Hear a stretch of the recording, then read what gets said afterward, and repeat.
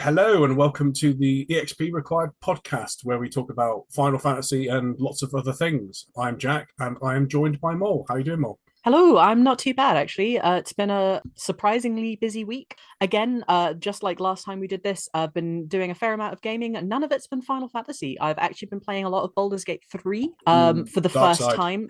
Yeah, I know it's one of those things I've been looking forward to doing for quite some time. I was able recently to upgrade my PC or parts of my PC. I've ship of Theseus this thing back to life again. So I'm now physically able to play Baldur's Gate 3, and I must say I'm absolutely loving it. I think I've lost about 13 hours in the last week, or not even week, few days. Brilliant. I'll get to it. I have been Final Fantasy in the last few days, weeks. Yeah, and I've been mostly been playing Final Fantasy 10, 10 2, and 12, which we'll get to in a bit. And also, I've been to a gaming event called WASD, which was really, really cool. I played a really interesting game called Dead Meat, Dead which I think meat. uses machine learning AI the proper way. Apparently, they're like writer.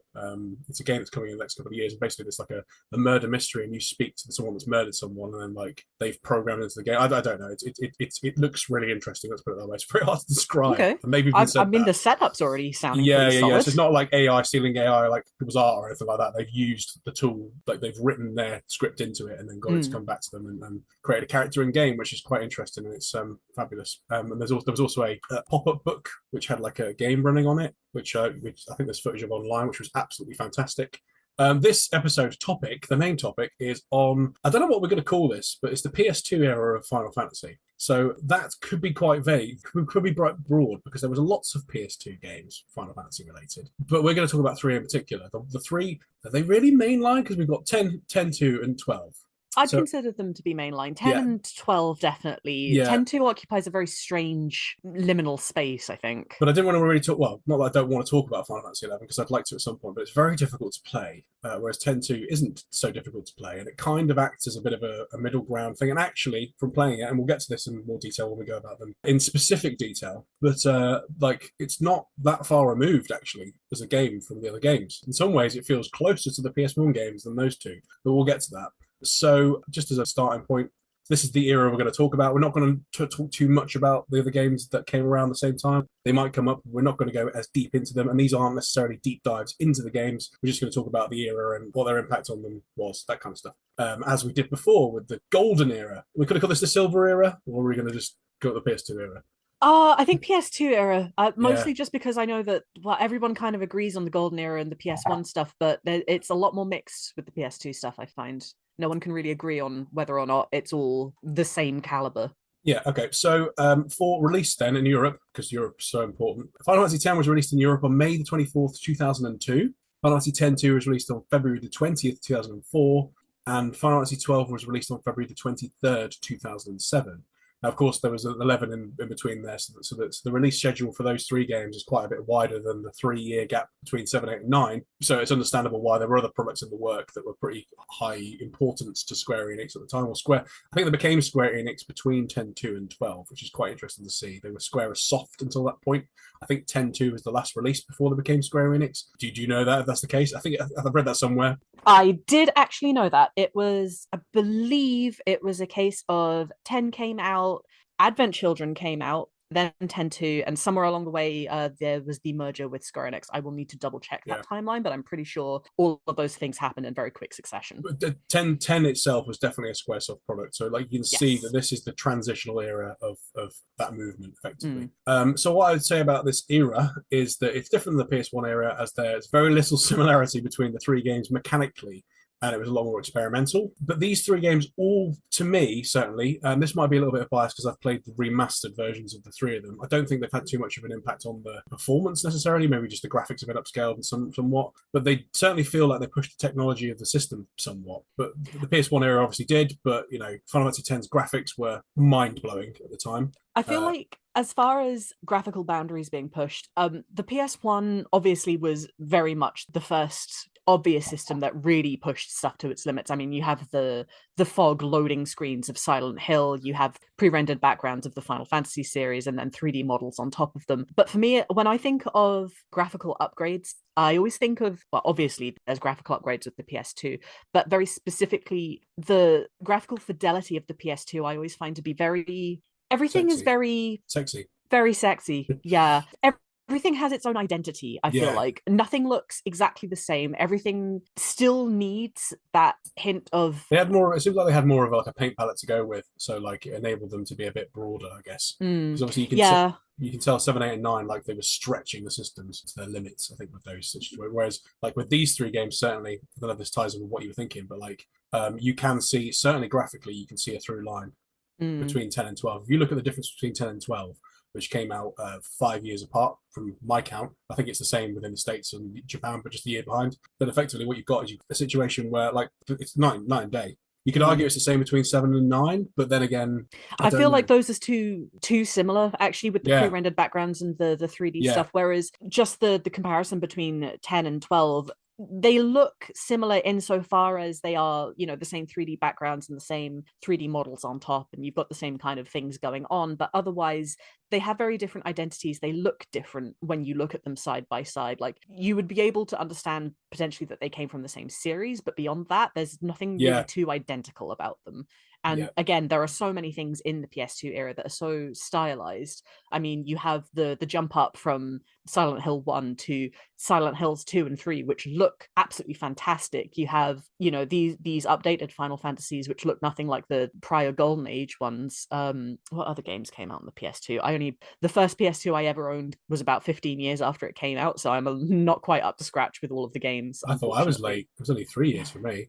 Yeah, you trapped me here. You've trapped me. Dirge of Cerberus came out on PS2. That was a trick. That was a dirty trick to get me to say Dirge of Cerberus. Um, Right, that's one for the Dirge of Cerberus so tally. yeah, you're just going to be doing this to me forever. So Dirge of Cerberus came out on PS2. I think there was also obviously Advent Children came out on PSP. And I think the Spirit Spilling came out on DVD, which would I think it was a big part of the fact the DVD player was in the PS2. You could play this on the PS2, I guess, was part of it. I know that like there were quite a few Square games like the Bouncer, which I'm sure you're Oh familiar with, god, yeah, yeah. came out on PS2, which was it's not really a Final Fantasy game, but it's certainly I think it's got the same It counts to me. it's part of that experience, isn't it? I think they were sort of experimenting somewhat with the graphics and the bounce. I mean, the bouncer is a whole other topic for another video. The bouncer. Well, there's also Kingdom Hearts, obviously, Right, yeah, but of like I course. mean, And that's even that looks so stylistically different to anything that Final Fantasy put out, even though they're, well, tangentially related, I suppose. yeah. Obviously, we have the Parasite Eve games, which aren't really Final Fantasy games, but they're somewhat related. Came out on the PS1. It's difficult because, of course, they started doing loads of re-releases at this point as well. Final Fantasy 11, obviously, we've mentioned that. Kingdom Hearts. Final Fantasy 10, no, there's not much more. I think 11 was probably the one I was missing there, but we're not going to really talk about that too much. Because at this point, like I think the I don't know at what point exactly it was, but it was sometime I think during this era, the exclusivity stuff with Sony stopped because they started releasing games on Game Boy Advance. And I think Crystal Chronicles came out in this era as well. So we're not going to necessarily talk about those in too much detail, but this was happening at the same time. So it feels to me like, I guess maybe because of the merger or whatever, like they diversified a lot. They had a lot more fingers in pies than they did with the PS2. Because if you look at the PS1 era, you've got 7, 8, and 9 Tactics, and I think there's like maybe a couple of like they released a couple of SNES games on the PS1. Anthology and Origins, yeah. Yeah, Other and than that, then there's not really anything else, is there? not really. Whereas now at this point, it feels like this is one wing of what they're doing because it clearly from the looks of it, they were focused a lot on the online side of things, which is kind of like funny considering the time when there was no online play. But then I think like because obviously you talk about each of these games having their own identities, they certainly do. And it's very, very interesting that we'll get into this in a bit more detail later when we talk about 10.2. But there is a massive, massive tonal shift between 10 and 10.2. It's ridiculous. Like it's like almost we could argue about whether it's good or not, but it's like you unless the characters were the same, you wouldn't think it was the same universe. I don't think anyway. I don't know what your take is on that. I think it's probably best if we save this for a Yeah. little later Okay. on, just because my feelings on 10 and 10.2 are very big, shall we say. Okay, we'll get into that in a minute. But the point I was going to make anyway was that essentially it feels like that in a way because 12 in some ways feels like an online offline game. So it feels like 11's the through line into 12. So like when you look at 10 and 10.2, there's a natural transition, probably not tonally, but then 12 seems so vastly different than 10.2. But like it could very well be if we played 11 that 12 wouldn't look so much different than 11. 11 wouldn't look so much different than 10 2. I don't know. It's Now that difficult to you say tell. that, that's kind of, I'd never really considered that thread before, but yeah, it Yeah, does. 7 to 8 to 9 feels a lot more natural than yeah, going from 10 to 12. You're completely yeah. right, actually. But that could be because we're missing 11 in the middle potentially. It's probably because, like you said, there was a bigger palette to play with. The Mm. PS2, I touched upon this in my video. That's why I'll eternally plug, which I talked about the Final Fantasy VIII demos. At E3 in 1999, they were pushing the PS2's tech, and they used a lot of Square Enix's stuff. They used the old man footage from the film from Spirits Within. It feels like The they old man. deliberately. His name is Sid. Put Well, some respect on that it's old man's called the name. old man footage, right? That's not me. Don't shoot the messenger. But okay, the Sid footage, and of course the ballroom scene with Squall and Renault on PS2. I remember that tech demo, yeah. Yeah, see, I don't know if actually this is the thing. Like, I've got no evidence that it featured at E3, but it featured at an event earlier on in the year where they were first announced PS2. So Mm-hmm. it felt like in some ways that Square and SquareSoft and Square Enix and all that was synonymous with graphics, certainly, and synonymous with the PS2 as a thing. And of course, felt to me at the time, and I don't know what your take on this is, but the three systems at the time, the Xbox, the PS2, and the GameCube, they pushed the graphics beyond the PS. But the PS1, like, was the graphic machine. Like, look at the graphics, man. But Mm. like, it's almost like they were the first systems, PS2, Xbox, and GameCube, where they went like, here's what you can do with graphics, and we'll create a massive like processing power and GPU and stuff like that, and we won't be able to, reach it for years to come. Whereas like some of the games on like the PS1 were pushing the hardware within a year of development. If you see what I'm coming from. No, totally. I think it's one of those things of there was such a jump in the graphical systems between the Yeah, PS1 and PS2 that it completely makes sense to me even that they would take longer to actually reach that potential just yeah. because there was suddenly so much more to play with and not just limited to one system. I mean, you spoke about the Xbox and the GameCube as well as the PS2, but if you go back a generation, I can't think of what really came before other than just the PS1. There's nothing really comparable to that first generation to the other systems. So suddenly they've got more to play Good point. with different producers and developers like working on different things. I would need to sit down and look at the actual differences between the Xbox and the PS2 to be able to see what kind of Well, limits they were able to push individually. the point is, it was the first time when there was really three horses in the game. Essentially, I Yeah. mean, obviously we had like the N64 and the various Sega systems at the time, but they all had their own identities. But it wasn't necessarily graphically identities. Everyone's always got look at the graphics. I'm sure when Space Invaders came out in the 80s or 70s or whatever, people were saying the graphically looked better than the game before. But like you look at I mean, say Mario 64 and then N64, which came out in 1996. Now, graphically, it looked incredible because it was 3D. I don't think it looks incredible, but like it looked incredible compared to a 2D game. But I would argue it looked worse in a sense because it was now not so good 3D compared to very, very good 2D. And I think that the 64 tried to push the 3D, and it was very experimental with it. And some of it looks really ugly now if you look at it. I don't know if you're a big 64 person, but and then the Dreamcast was like pushing online and stuff like that. But like, I think what we're saying is that these three consoles of this era, we're all in with graphics. It was a big part of it. And I remember we had arguments at school of which system had the best graphics. People tried to tell me that PS2 had better graphics than the GameCube, even though it was impossible. There was no way. The comparison was between like a game that came out around this era, which is Resident Evil 4, one of the most influential games ever, which came out on the GameCube and blew everyone's minds. I mean, even Resident Evil 1 remake that came out on the GameCube, this game system that was synonymous with like childish games and cleaning up mud with a plumber with a watering can on his back. And it's a me Mario and Let's Have Party Kids games also had the scariest and most. I don't know if you're familiar with the Resident Evil 1 remake on GameCube, but Not on the GameCube. I never played any games on the GameCube, I'm afraid. well, they re-released it on I think Everything Ever. But like when Yeah. that came out, if you put that on the GameCube version and go, This people were isn't play, Luigi's Scary Haunted Mansion. well, people were playing this in 2002. Like, honestly, it was the game everyone was like, well, how is this made? I mean, like when they re-released it, I think it was like in maybe 2013, 2014. It didn't look that old. So slightly tangential there about graphics of the era, but I think like this became the point where graphics were the thing. It was about making it look as sexy as possible, I think, really. All right, so let's talk about each game in turn like we did before, if you don't mind. So Final Fantasy X, and I've got in big letters as a question. What's the saddest scene in this game, Mol? So the saddest scene altogether, I think I'm gonna actually have to pick the sending scene in Kilika, which is still relatively early on, just because that's kind of the moment where it went for me from being this just strange new journey in a new land. I've been isekai'd to Spira and everything's going to suddenly everything's a bit realer, and I'm starting to realize that this isn't just a game for everyone within the universe. Kilika definitely hit a certain mood for me. That's where it hit. It's two for me.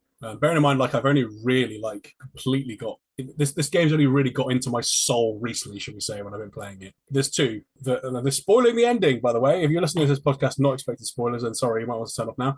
But there is the scene where Yuna runs through Tidus or Tidus, what you want to call him. That is gripping. That is, oh my god. And then, of course, the little bit slightly later on where she's down on the pontoon, or whatever you want to call it, and starts whistling for him. That's like what, like, oh my god, that's incredible. That's just becomes so real, doesn't it? You know what I mean? And I think you mentioned, I can't pronounce the term, but the Wizard of Oz, someone's whisked off into another world. It really gets there, doesn't it? It gets you into that, like, I don't know what it's about, stories like that. You sort of like, you know. I think in part it's the yearning of, we all kind of wish that something like that would happen to us. Yeah. We want to be the main character, and then the second that something like that actually is presented to us as we're Tidus and we are 1,000 years into the future, and oh, it would be pretty shit actually. It would be terrible to live in a world where you didn't know anyone and you didn't know the customs and everything you say is a fuck up. It would be rough, so to speak. So from the back of the box, this is: the magical world of Spira is under threat from sin, an evil entity that unleashes havoc, terror, and destruction. Join Tidus, or Tidus, the heroic blitzball superstar, and Yuna, a courageous girl skilled in the ancient art of summoning, as they embark on an epic quest to defeat Spira's deadliest enemy. Only the final summoning can defeat sin and bring peace back to Spira. So do we think that sums up Final Fantasy X? I want to go back in time 20, 25 years and get a job as the box art writer. I think I'd like to have a word with whoever was doing these at Square and maybe tweak them very slightly. Yeah. I think there's definitely, I mean, they're not wrong. I know I said this about 7-8 times as well. They're not wrong, but they are stretching it just a little bit past the actual truth, aren't they?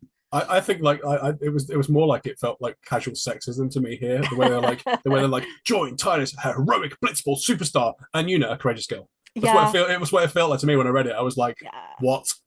Yeah, you know, she's only arguably the actual protagonist of the game, and no, she's just a girl. She's just a girl. Don't worry about it. So from obviously, I did play this. I didn't fully finish it back in the day. Now I've gotten closer to it recently, but I think from that recent thing, like Yuna is brilliant. Like, what a character! Fantastic, brilliant female character. In fact, one of my favorite now. I think really, just what a character. I think she's brilliant. Interesting. What changed your mind on to making her one of the favorites for you? I think compared to people like Tifa or.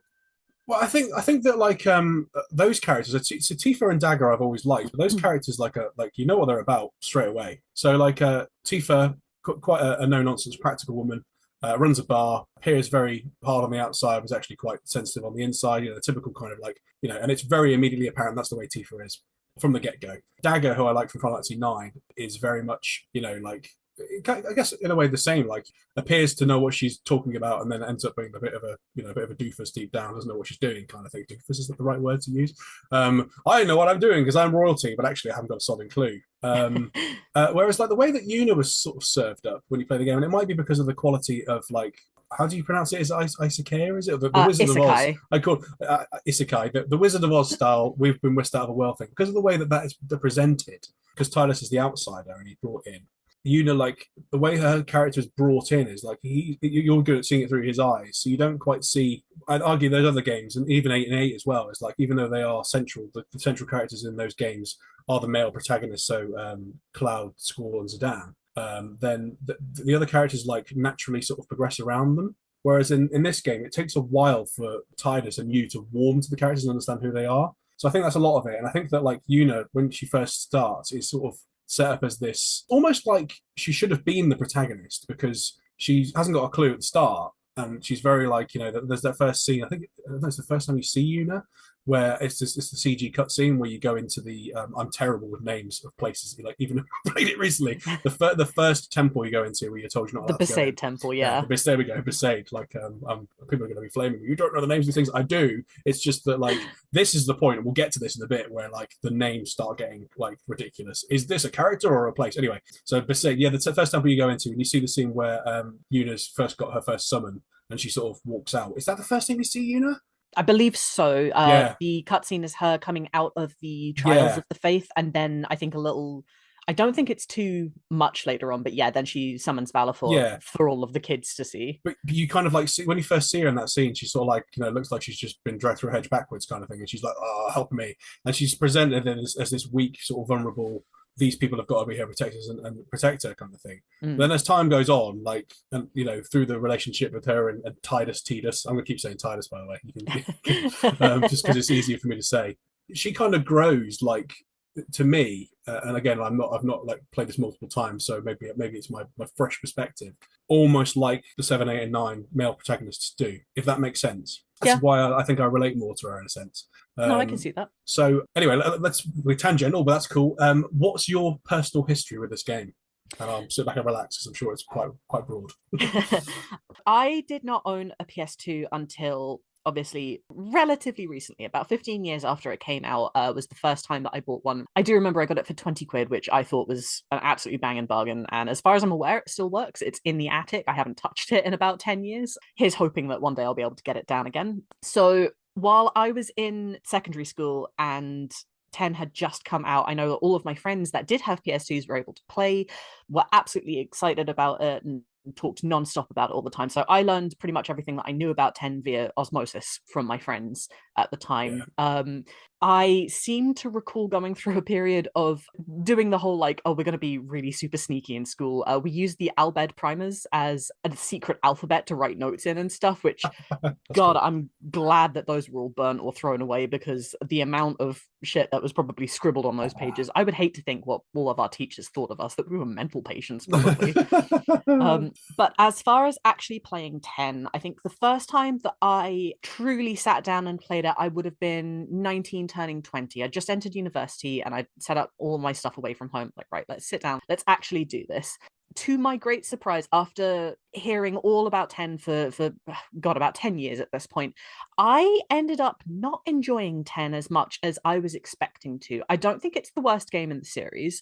I don't think it's a bad game by any stretch of the imagination. I think there's a lot to be said about it that is very complimentary. The characters are fantastic. I think the themes presented across the story are really well done. The music is actually pretty good, with a couple of exceptions. I'm Yeah, sorry, you cannot convince me that the prelude in 10 is good.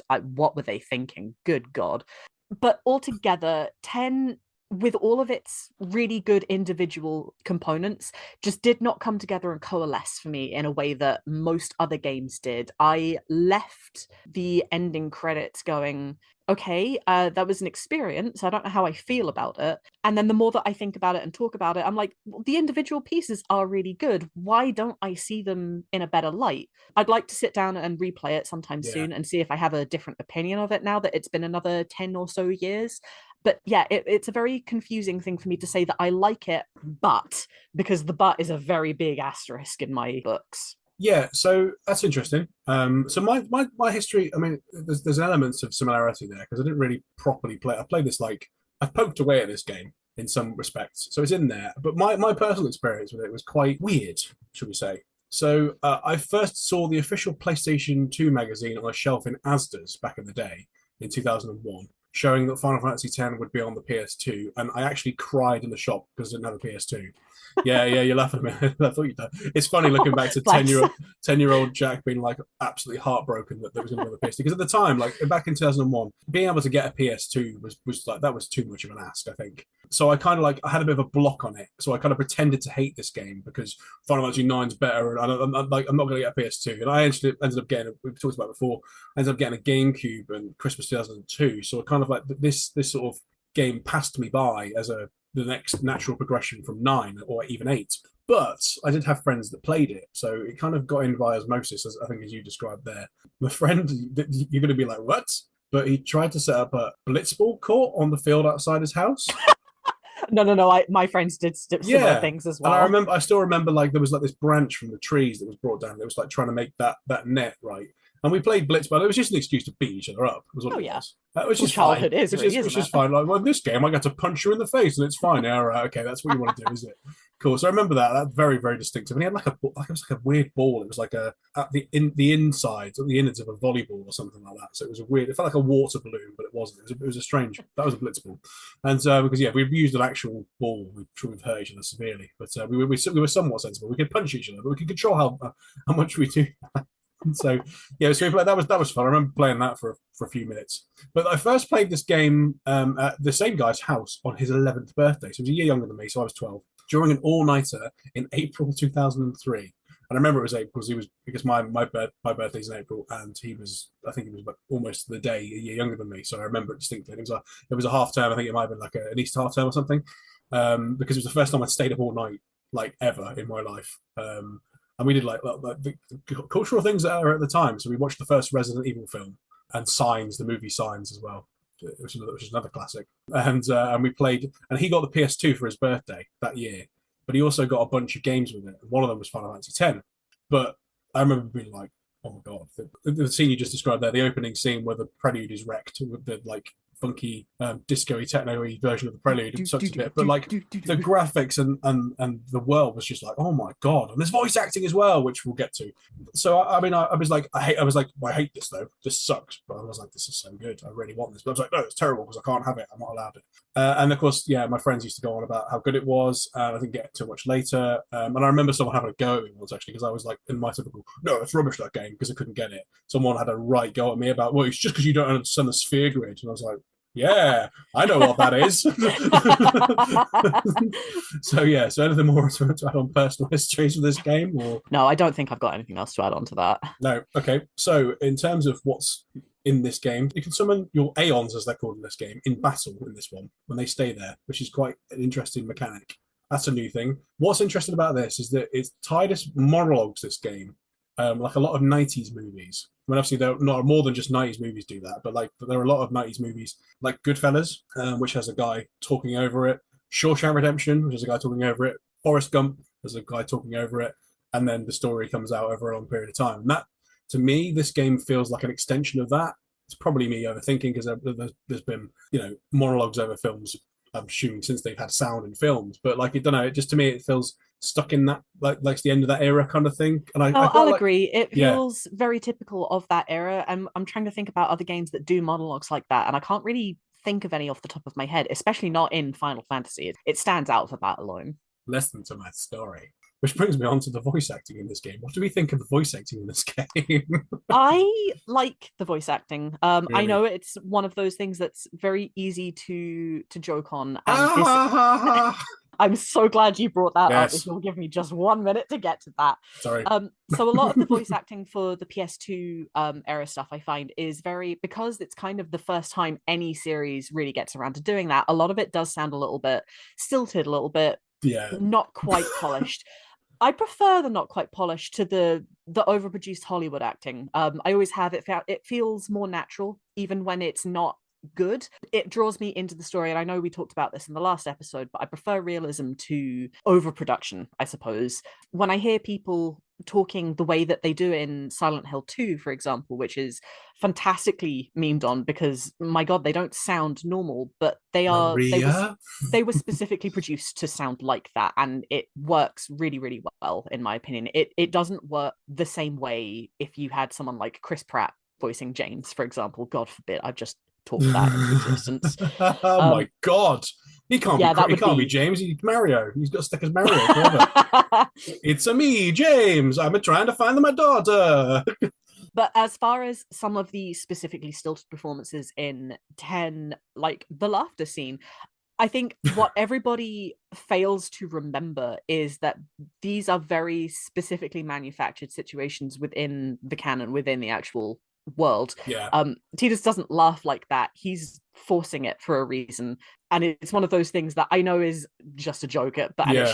it shouldn't bug me the way that it does. But it's like No, no, you're I get it. misunderstanding the No, source no, no. material. My The God. scene's supposed to be a joke. I mean, like that. To be fair, there is a scene a little bit later on which probably should be used as being a bit ultimately cheesy. I think I'll just talk about that point there. And you've trapped me again because I'm going to mention Ben Starr as a voice actor. So now we kind of that was a dirty trick. I'm gonna see how Because many times I can accidentally yeah, do yeah, that. yeah, accidentally. So basically, you mentioned there about like the voice acting in games. That's essentially like the early days of voice acting in games. It's like throwaway. I mean, obviously you've got the memeability of Resident Evil with the Jill sandwich and the "don't open that door" stuff, which is just dreadful, but adds the charm in some ways. And then you mentioned the sort of this era and then the Silent Hill where it's a bit crummy, but it's like it ties in with the game. And I think that we had the big era in the middle where, like you said, the Hollywood, it was almost like an accolade to have a Hollywood actor in your game, wasn't it? Mm. And I think that the technology wasn't really there to take full advantage of their performances. Whereas I think now with the motion capture and the stuff like that, I think it works now with how like Final Fantasy 16, for example, with that the performance of like most of that cast, particularly Ben Starr, it's just incredible and it works. It fits with the environment because it's a lot more cinematic now. I'd Right, it say, all meshes together so yeah, I'd much. say, so, but I do agree with you. It sounds like I'm trying to sort of contradict you a bit, but I agree with you because I think that era, sort of after this, probably I guess the HD era, the PS3 era onwards. Yeah, you're right. I think there was lots of actors that were in games, and a lot of it just seemed like a bit of a we've got this actor in the game, and they probably put in a very good performance, but it didn't really gel as well because the technology didn't line up with it. It's my position on that. So I don't know if you agree on that, but No, I do. And I think it's something that still happens in the film industry as well. We'll hire a Hollywood name yeah, actor, Chris Pratt, for example, instead of an actual voice actor, which is such a shame because, and this isn't to stamp on the efforts of big Hollywood actors. They are good at what they do. There's a reason they are the leading men and women of, the modern age, but they aren't trained in the manner of only using their voice yeah, no, I get it. instead Yeah, of their yeah. whole body. It's a different skill set, I feel like, and it's a real shame. Yeah, totally. No, I get it. Yeah. I mentioned there the scene that I think could be put in as being cheesy, and I think a lot of it is down to the fact that just to mention on this, like this era, you're familiar with the term like lip flaps for dubbing. So obviously lip flaps and anime and stuff like that is a big issue because you're trying to get the words in English to meet what's said in Japanese and a lot of anime and stuff like that, and gaming as well.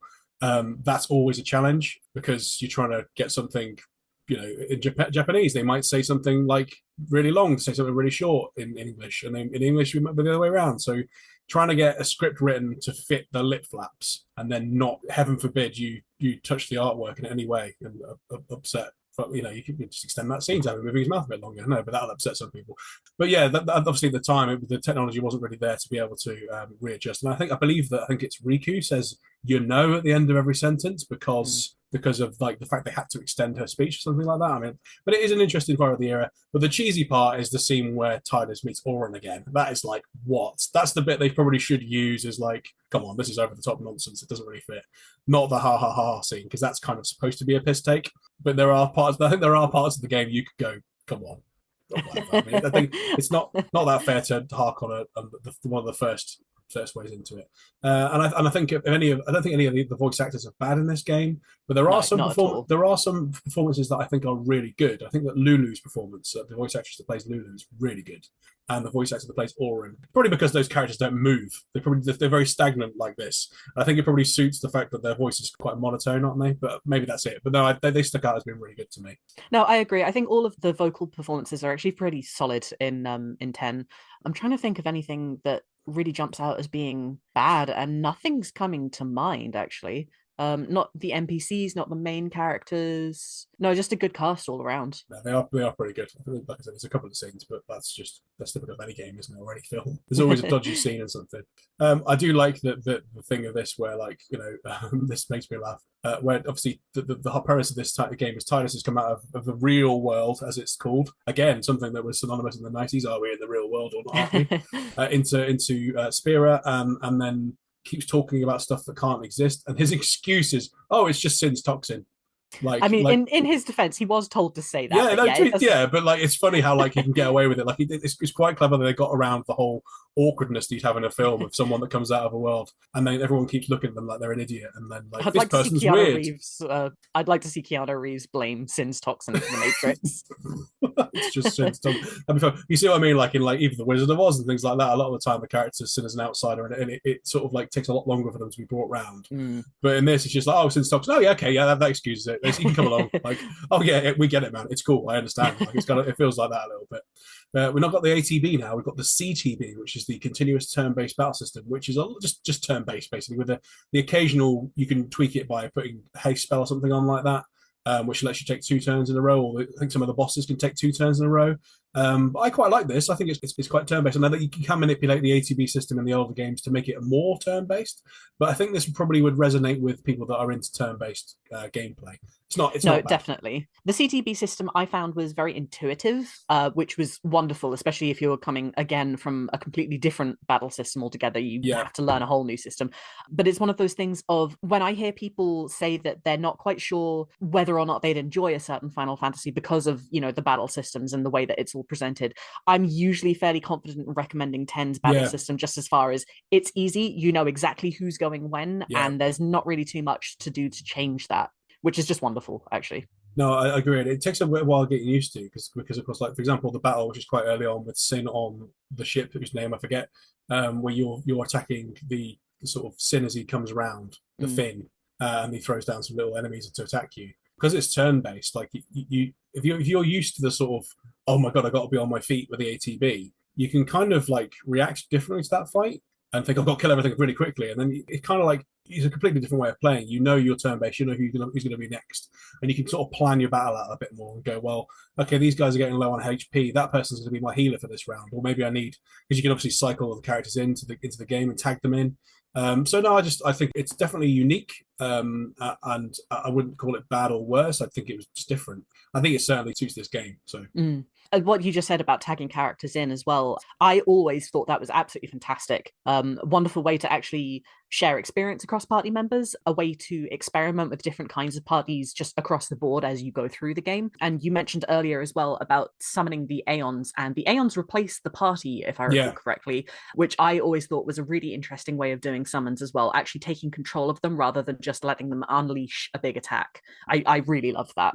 yeah, that's cool. Yeah, so the limit breaks, the overdrives, I think you can store them up, can't you, till you need them? Is that right? Better than Oh, trance anyway. Than nine. everything's better than trance. Everything is better than But I think trance. a point to make, obviously, like graphically, this just looks incredible. The sphere grid's obviously a way of building your characters. I quite like that. It's a nice little kind of board game. It's quite relaxing to do. And it Yeah, got I didn't mind the sphere grid so much. The real question here is, did you play with the simple or the expert sphere got grid? to be simple. You didn't dive headfirst No, in and go, no, why I'm am I not. drowning? No, I'm not clever enough. Yeah, neither am I. I still No, went for the expert sphere grid. Boy, was yeah, that a that mistake. that's something that probably put a lot of people off, isn't it? I know what I'm doing. Lol. I know it's not. Oh, So here's a God. piece of trivia for you. Did you know Right. that the expert sphere grid came to us in Europe before it came to North America? Oh, is that right? That's right. Original 10 technically had 4 different releases. There was the original release in Japan, that was in 2001. The North American release was also in 2001, a few months later. Then Japan released the international version of Final Fantasy X in 2002, which introduced the Dark Aeons, the Expert Yeah. Sphere Grid, and Penance. And it was the international version that got brought to PAL systems later on Ah, in okay. 2002. Yeah, So I that's interesting. believe that NA didn't actually get those extra things until the remaster, or unless they emulated it. That's really interesting. And I know that we got a lot of games later. I think things are almost uniform now with a lot of Yes, things. which I thank my lucky stars for every single day. Yeah, I no. remember those days of having to wait like half a year to a year. It's Well, bad enough with exclusivity releases these days. I'm looking at you, Seven Rebirth. But yeah, no, not having to wait a yeah. full year or two for the actual game itself to come out is I don't miss those days. Or never getting it at all. Or never getting it at all. Like It did feel Parasite like Eve 1. It did feel like as Europeans we got skipped out for quite a lot of stuff. See, that wouldn't have been such a problem if they didn't big the game's release up. Because Parasite Eve 1, they bigged up a lot about how Parasite Eve was so good and it was going to come out. I think they may have even re-released a trailer on one of the demo discs.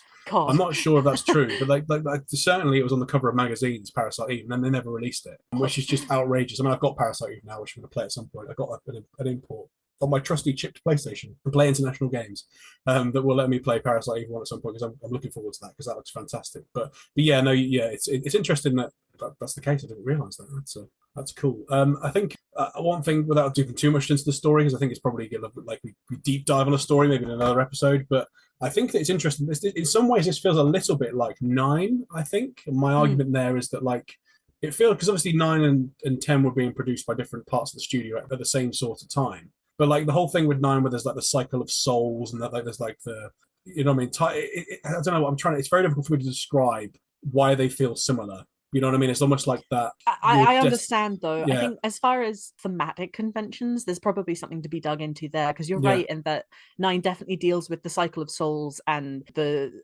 life and what it's worth, and then comparing it to death and grief. And 10 also does deal quite heavily with those themes as well. It has much more of a religious slant to it, which you can't escape given the setting of it, and honestly I think works for it as a system in the world as a whole.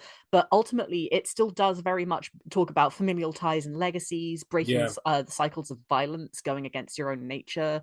You know, there's just because there is no one true villain does not necessarily mean that it's not like 9 in that regard. And I mean, even in 9 you think there is a villain, and then it turns out that you've been wrong this whole time. So for you to look at Sin in 10 and go, oh, that's the villain, and then later on you find out that that's actually not the case, it's something different altogether. I think they are a lot more intertwined than I would previously have actually given thought. So yeah, no, I think you're onto something there. Yeah, I think the whole cycle of like you got to defeat. Is it every 1,000 years? I don't think there is a specific time frame. It's just whenever the calm ends, which could be 1,000 years, it could be 10, it could be 2 weeks. Yeah, the cycle of souls thing is the link with 9. I think we're digging into that. I'll probably put it a bit more succinctly. What I do like about this, the theme of this though, is that Yuna is destined to die at the beginning of the game. You find that out as a character a bit later on. Which in some ways feels like a little bit of a throwback to 7, because the player kind of has a choice to stop her in this instance.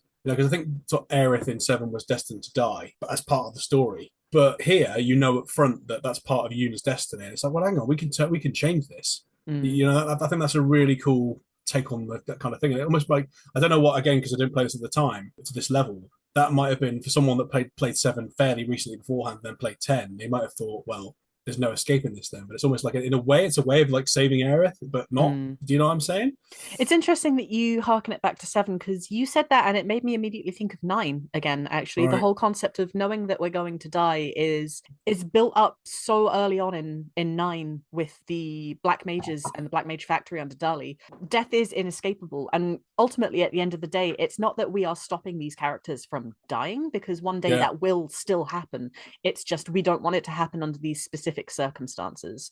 It's an interesting way to, I mean, I'm trying to think of the other titles now. We've got obviously 9 with Vivi's whole experience of self-worth, the 7 with Aerith, and later on the fate of the whole world as well.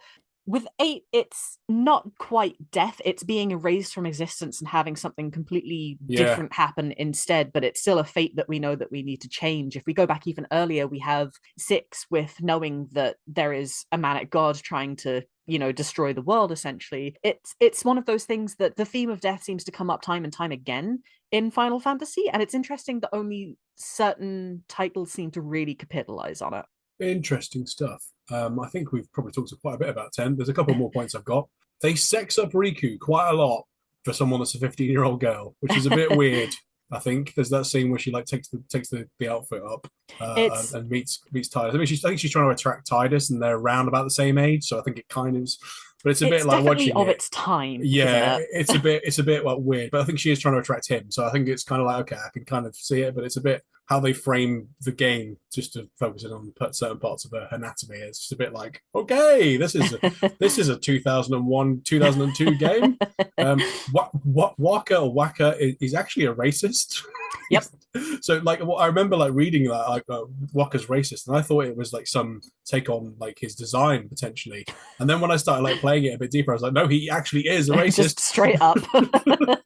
Which is quite interesting how they've actually. I think I don't know how well they tell the story, like how his mind changes over time. I think it probably does. I don't know how well that's done without digging too much deeper into it. But I think I think it's one of those things that is actually handled fairly well. All the characters do go through some sort of growth, and by the time that you reach the final cutscene, or when you wrap around to where the game began and you enter the final dungeon, essentially, everyone has matured and is different to the people that they were at the beginning of the game. Yeah.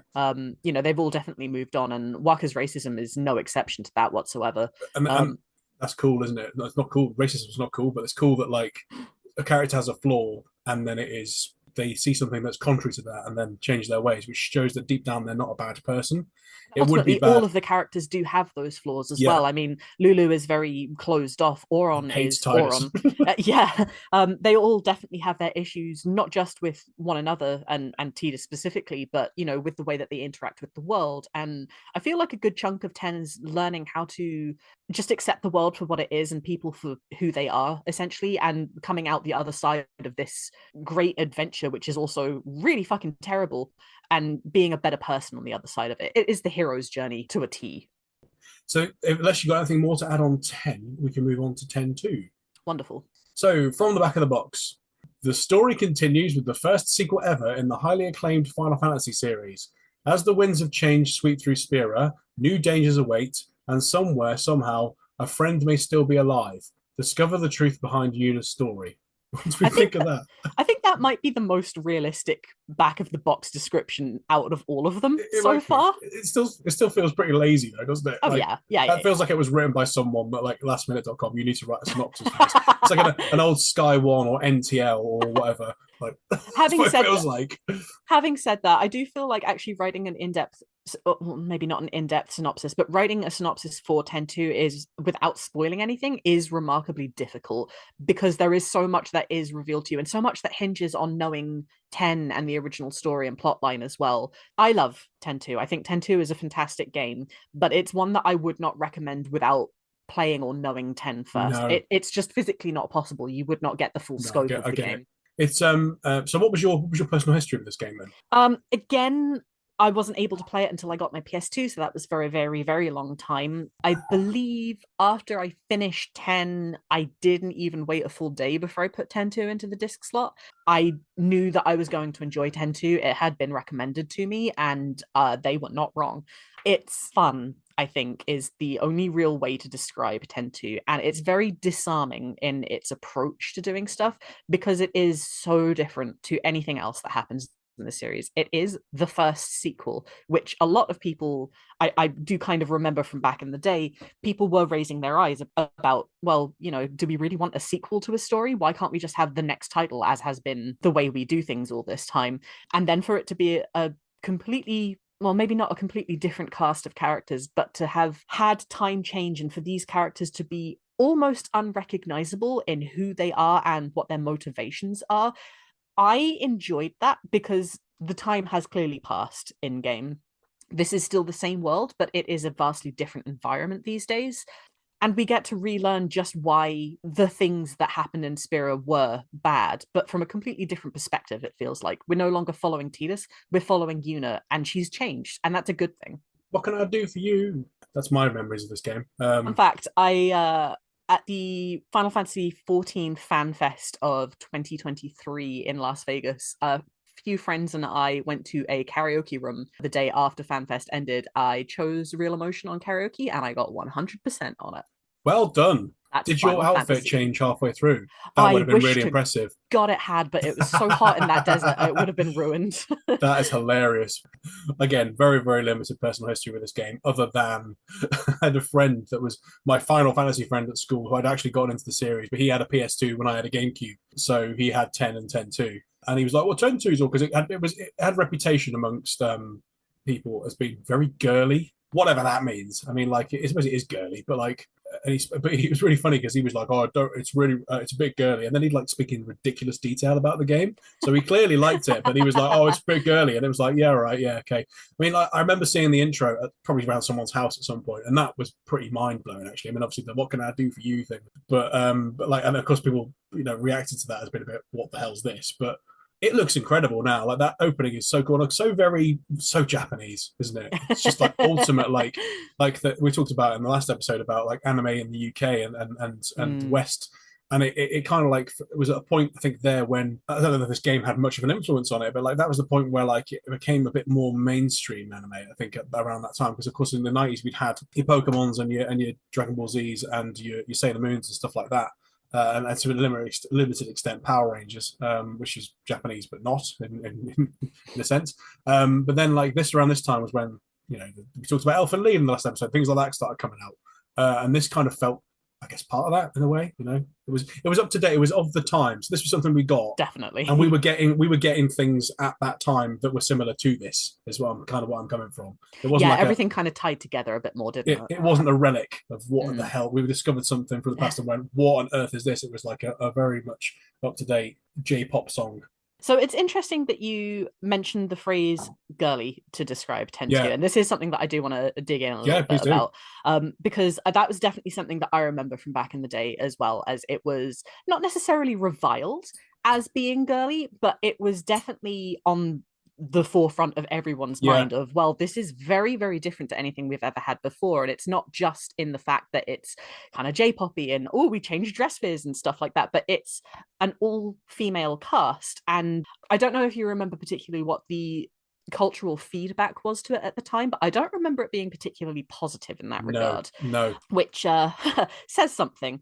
Now, I know that you and I are going to have very different experiences about this, but as someone who was female presenting at the time as well, it was very much, even then for me and my friend group, it wasn't considered an empowering kind of thing. It was still very much like, oh, this is still a bit girly, which is kind of an awful thing to really think about now. There's nothing wrong with it at all. In fact, I remember having to persuade one of my best friends to actually play 10-2 because I knew she would enjoy it. I knew it was everything that she enjoys in a game. It had a cast that I knew that she'd like, the soundtrack I knew that she'd enjoy, the actual plot I knew she'd enjoy, but she still was very hesitant to actually get started in it because of the way it was perceived. And I had to be like, no, look, I promise you're going to enjoy 10-2.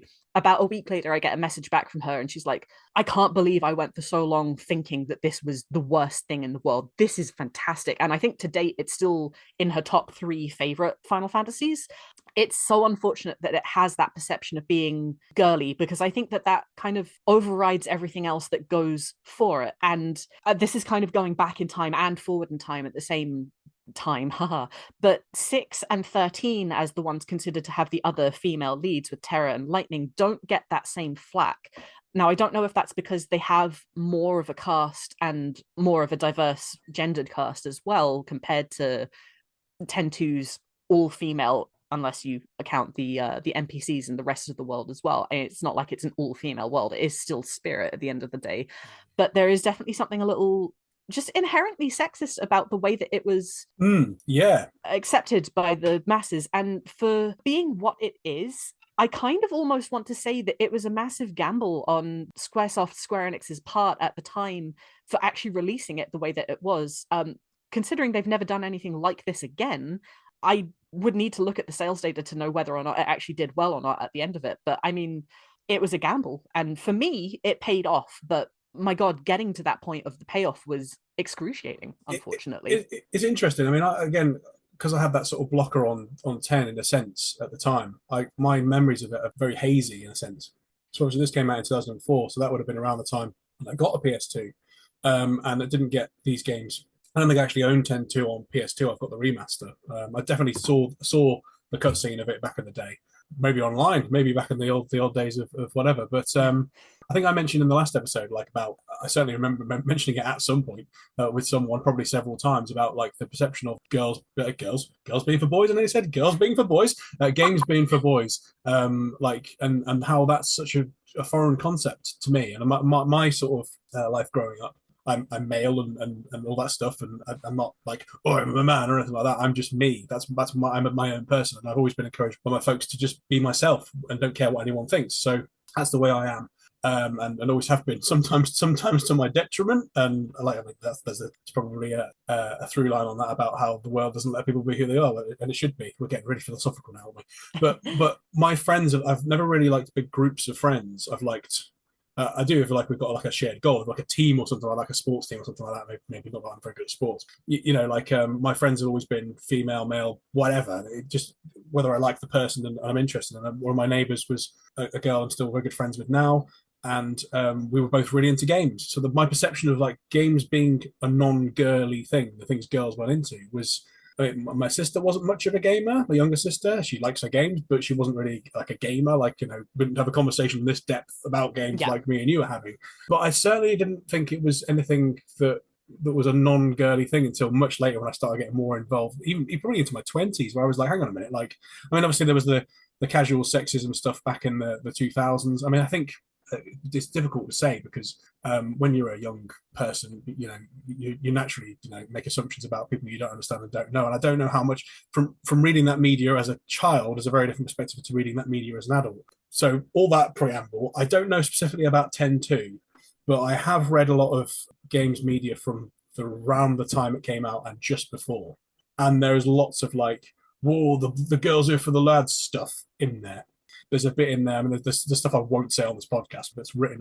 There's a reference to a comment about Natalie Portman in Star Wars Episode 1, which is just horrendous. Yeah, it's probably something that was just a casual sexism culture of the time. There was no internet. There was very limited internet, so bubbles of people that were whatever. I think overall the playing field and just the general expectations of what the gaming sphere was very different back then, as well as just the cultural milieu altogether was different. In the last 20 years, things have changed, for the better for the most part. Unfortunately, you do still see that in a lot of gaming circles, the whole, well, they've put a woman on the face of this game and she doesn't look like every Hollywood makeup thing ever. It's political. It's not, an identity doesn't need to be political. Just because it's not a white male on the front cover doesn't mean it's political. And even if it was, it still would be. You can't have it both ways. I don't know where I'm going with this. No. We could. I'm sure we're both going to agree on pretty much everything in this sense, which is really interesting. But moving back to 10.2, using that as a framing device with the sexism, people shouldn't be put off by that discourse because it's good. I mean, I've not played a huge amount of this. It's the one I've played the least of the three, but I really want to get back to it. And there's some excellent RPG stuff in here. Actually, I think I mentioned at the beginning of the call, it's the closest in some ways to the PS1 era games because it goes back to the ATB gauge. And it moves on from that. It expands upon the ATB gauge. So there are certain, like in this game, you get like dress spheres, and it's back to the job system from Final Fantasy 5 and 3 in a sense, is that you can move those jobs in battle. And various jobs have longer ATB gauges, which takes longer to load. They're physically longer, and it's as a game, taking out the thematic and iconography and all that stuff of a game, it feels to me like the natural progression from 9. Is my argument. I don't know if you agree with that. As a game, like the mechanics. I would say rather than 9, it's a natural progression from 5, at least as far as the battle system is concerned. Yeah.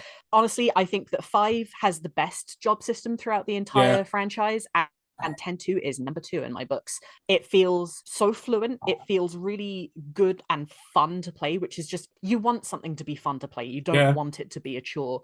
It's not just intuitive, but it does actually have its harder bits about it as well. You need to really strategize about how you're going to set things up. You only have limited dress spheres that you can actually have in a sphere grid altogether. And I mean, maybe this is just me, but I do love the outfits. No, I don't.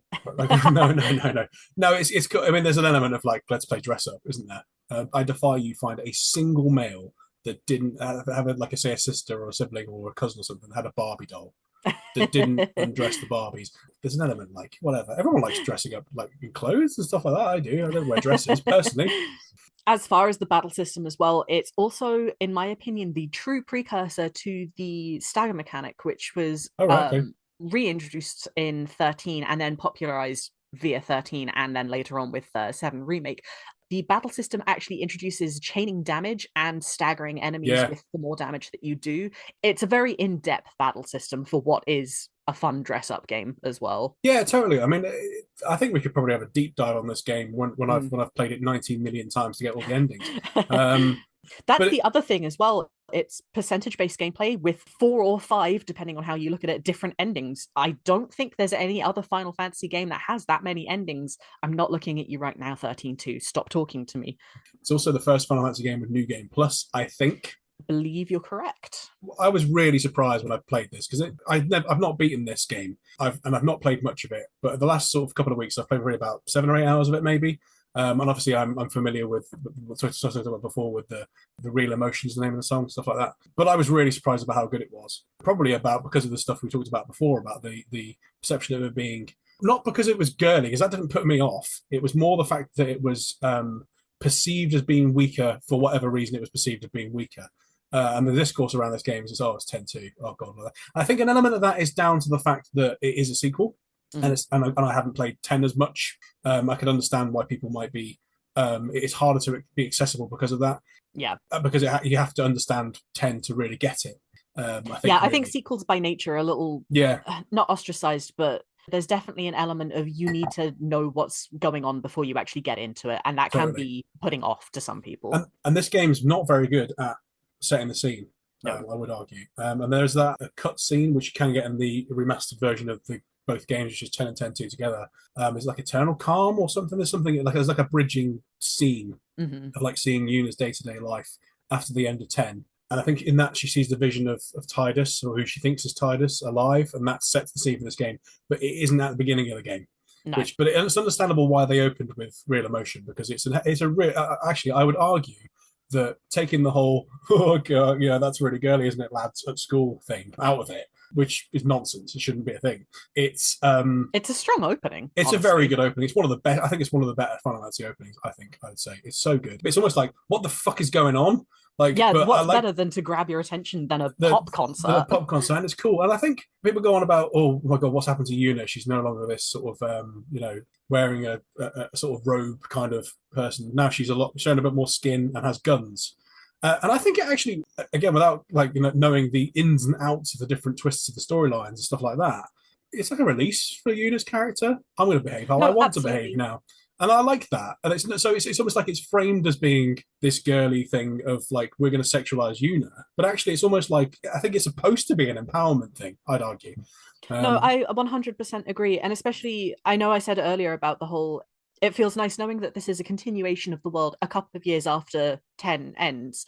And it's a nice way of seeing that the world actually has moved on. Like, Yuna isn't going to be that same person her entire life. And there are moments in the story where people recognize her as the High Summoner who ended the reign of sin. Like, she is accosted, she is a celebrity, but she doesn't let that, but she doesn't let it define her.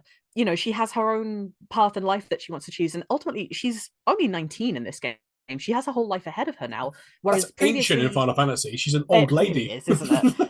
But previously in 10, she was 17. She was part of a religious sect which kind of demanded her death at the end of the path. She didn't really have a future to look forward to. And now that she has this in her sequel, she can do whatever. And if she wants to put on hot pants and hold a couple of guns, fuck it. Why not?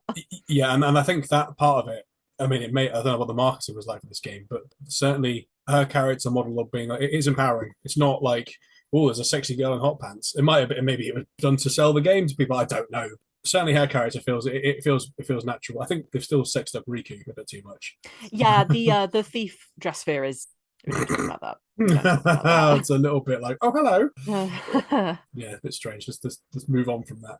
But no, I think this is something to dig into at another point. I enjoyed it. I want to go back to it. And I'm actually very pleasantly surprised that it's not as bad as the discourses around. I don't think it was like in games magazines. I don't think it was badly reviewed or anything like that. I don't think it's sold badly.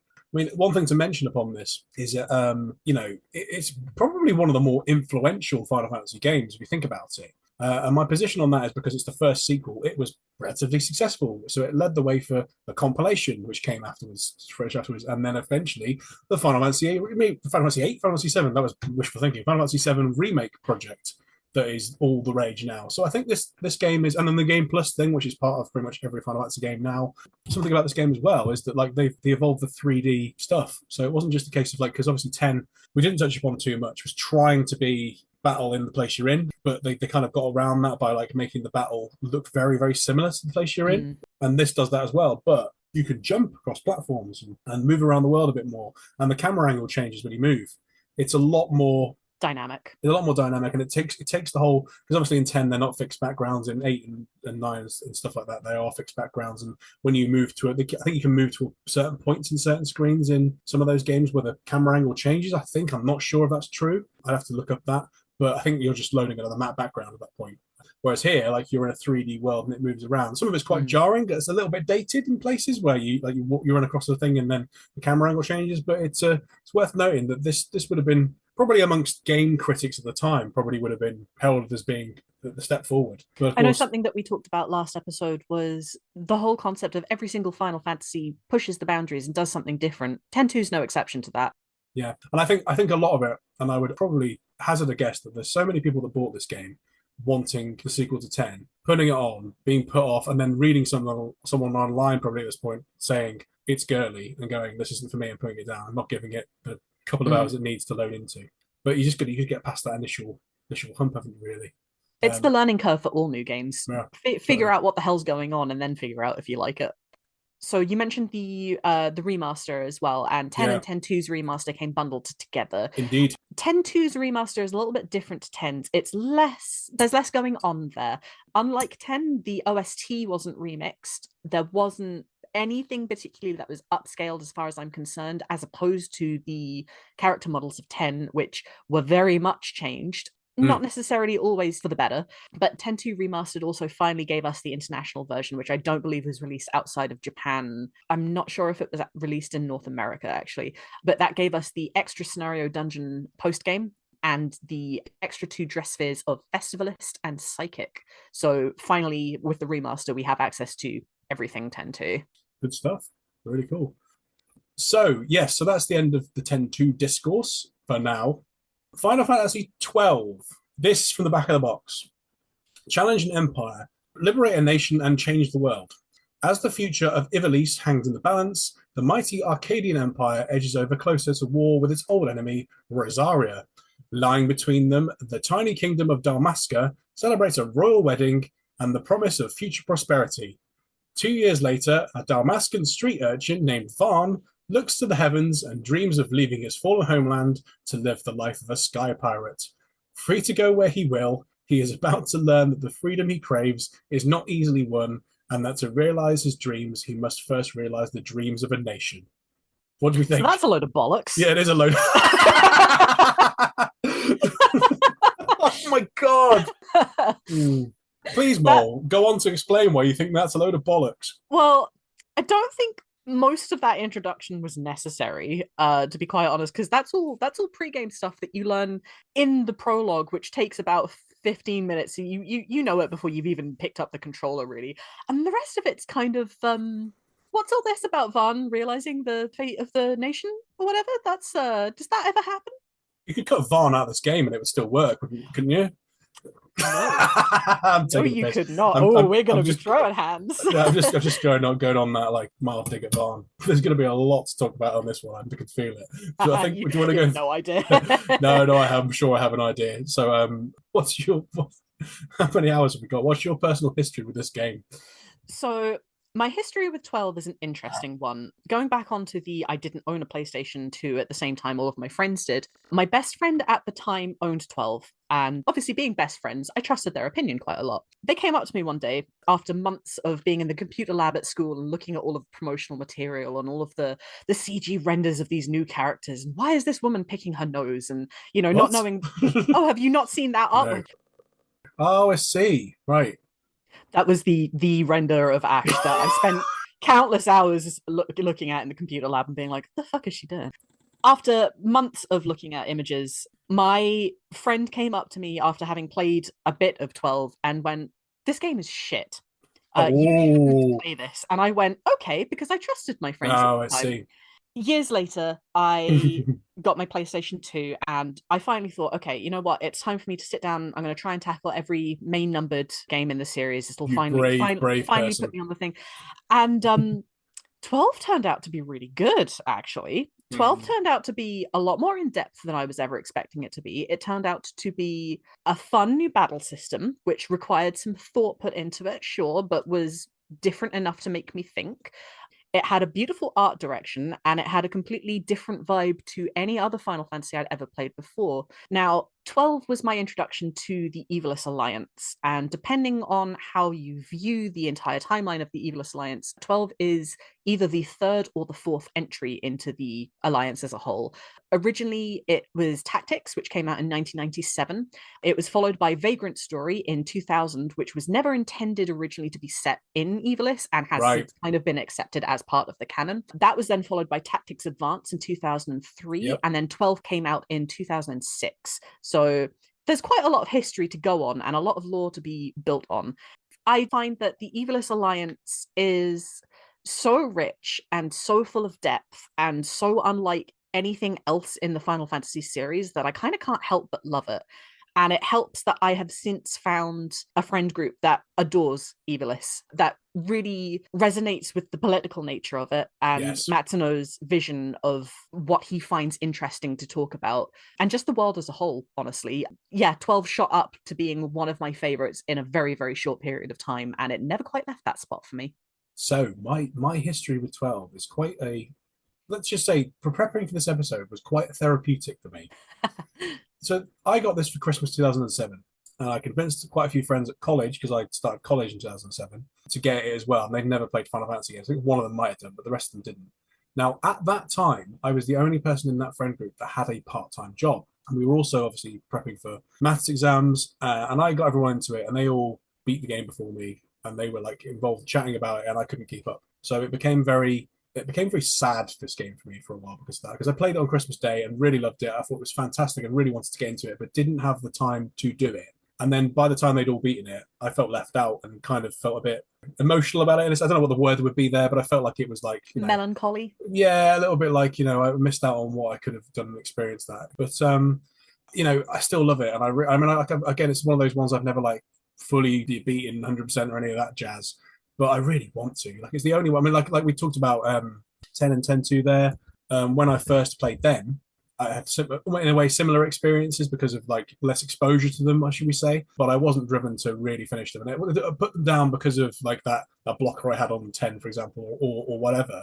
But 12, I only put down because of the social connection, shall we say. It wasn't because of the game, because I really wanted to play more of it, because there's so much involvement. And at the time when you're prepping for exams and working 12 hours a week, and you're 16 years of age and you're trying to like balance work, Here's your college. Evilus exam on top of all of that. I know, and it's like, yeah, it's not a game you can just casually pick up and play. You've No. really got to embed yourself into it. So I wasn't bitter at the game, like I would say bitter at the PlayStation 2 and 10. I was just a bit bitter, and I felt a little bit like it was a bit of a blocker on this game for a while with me. So going over this, I mean, I had played it subsequently, but going over this and talking about that and thinking about that as I was doing it, like it's sort of brought it back in the forefront of my mind. And of the three games I've played a little bit of this last couple of weeks, it's the one I want to revisit the most. And I was actually pleased with how much of it I remembered as I was playing it.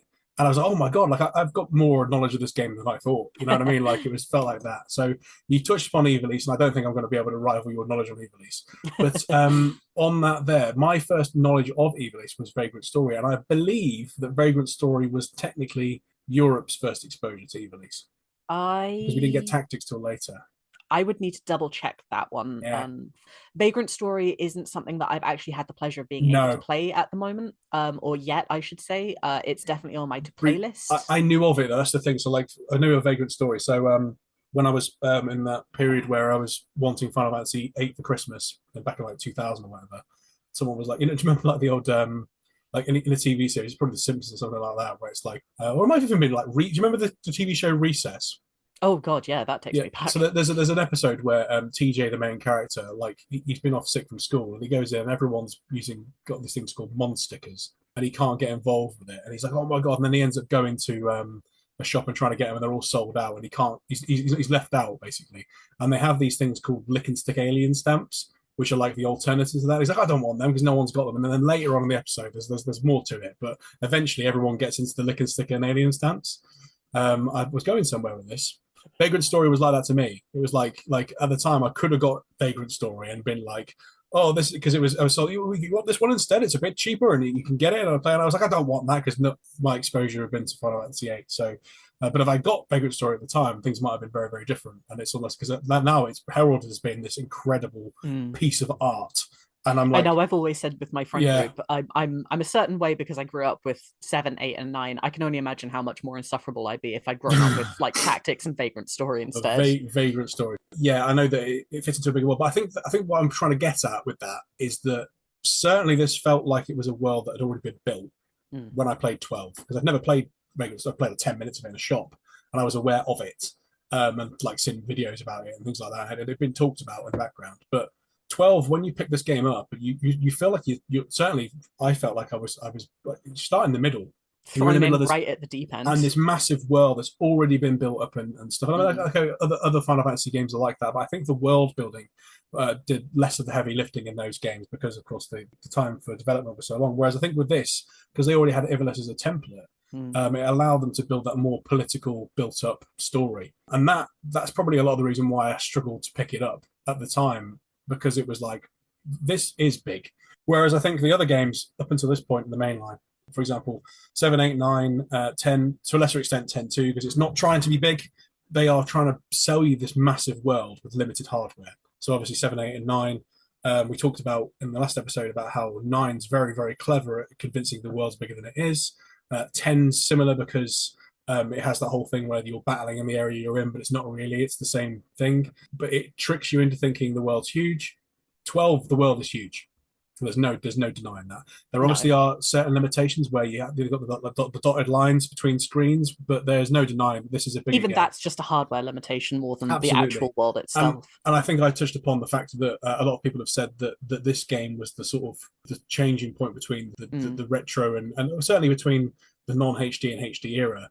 I played this because I am playing the Zodiac Age remaster, so it does look prettier, but I don't think the game's changed too much visually or they've not built any bigger world. I know that they've added in extra mechanics in the game, but I certainly don't feel like I was getting more of an experience. It doesn't feel too much different than when I first played it all those years ago. That's what I'm saying. Mm-hmm. They've not made it much bigger.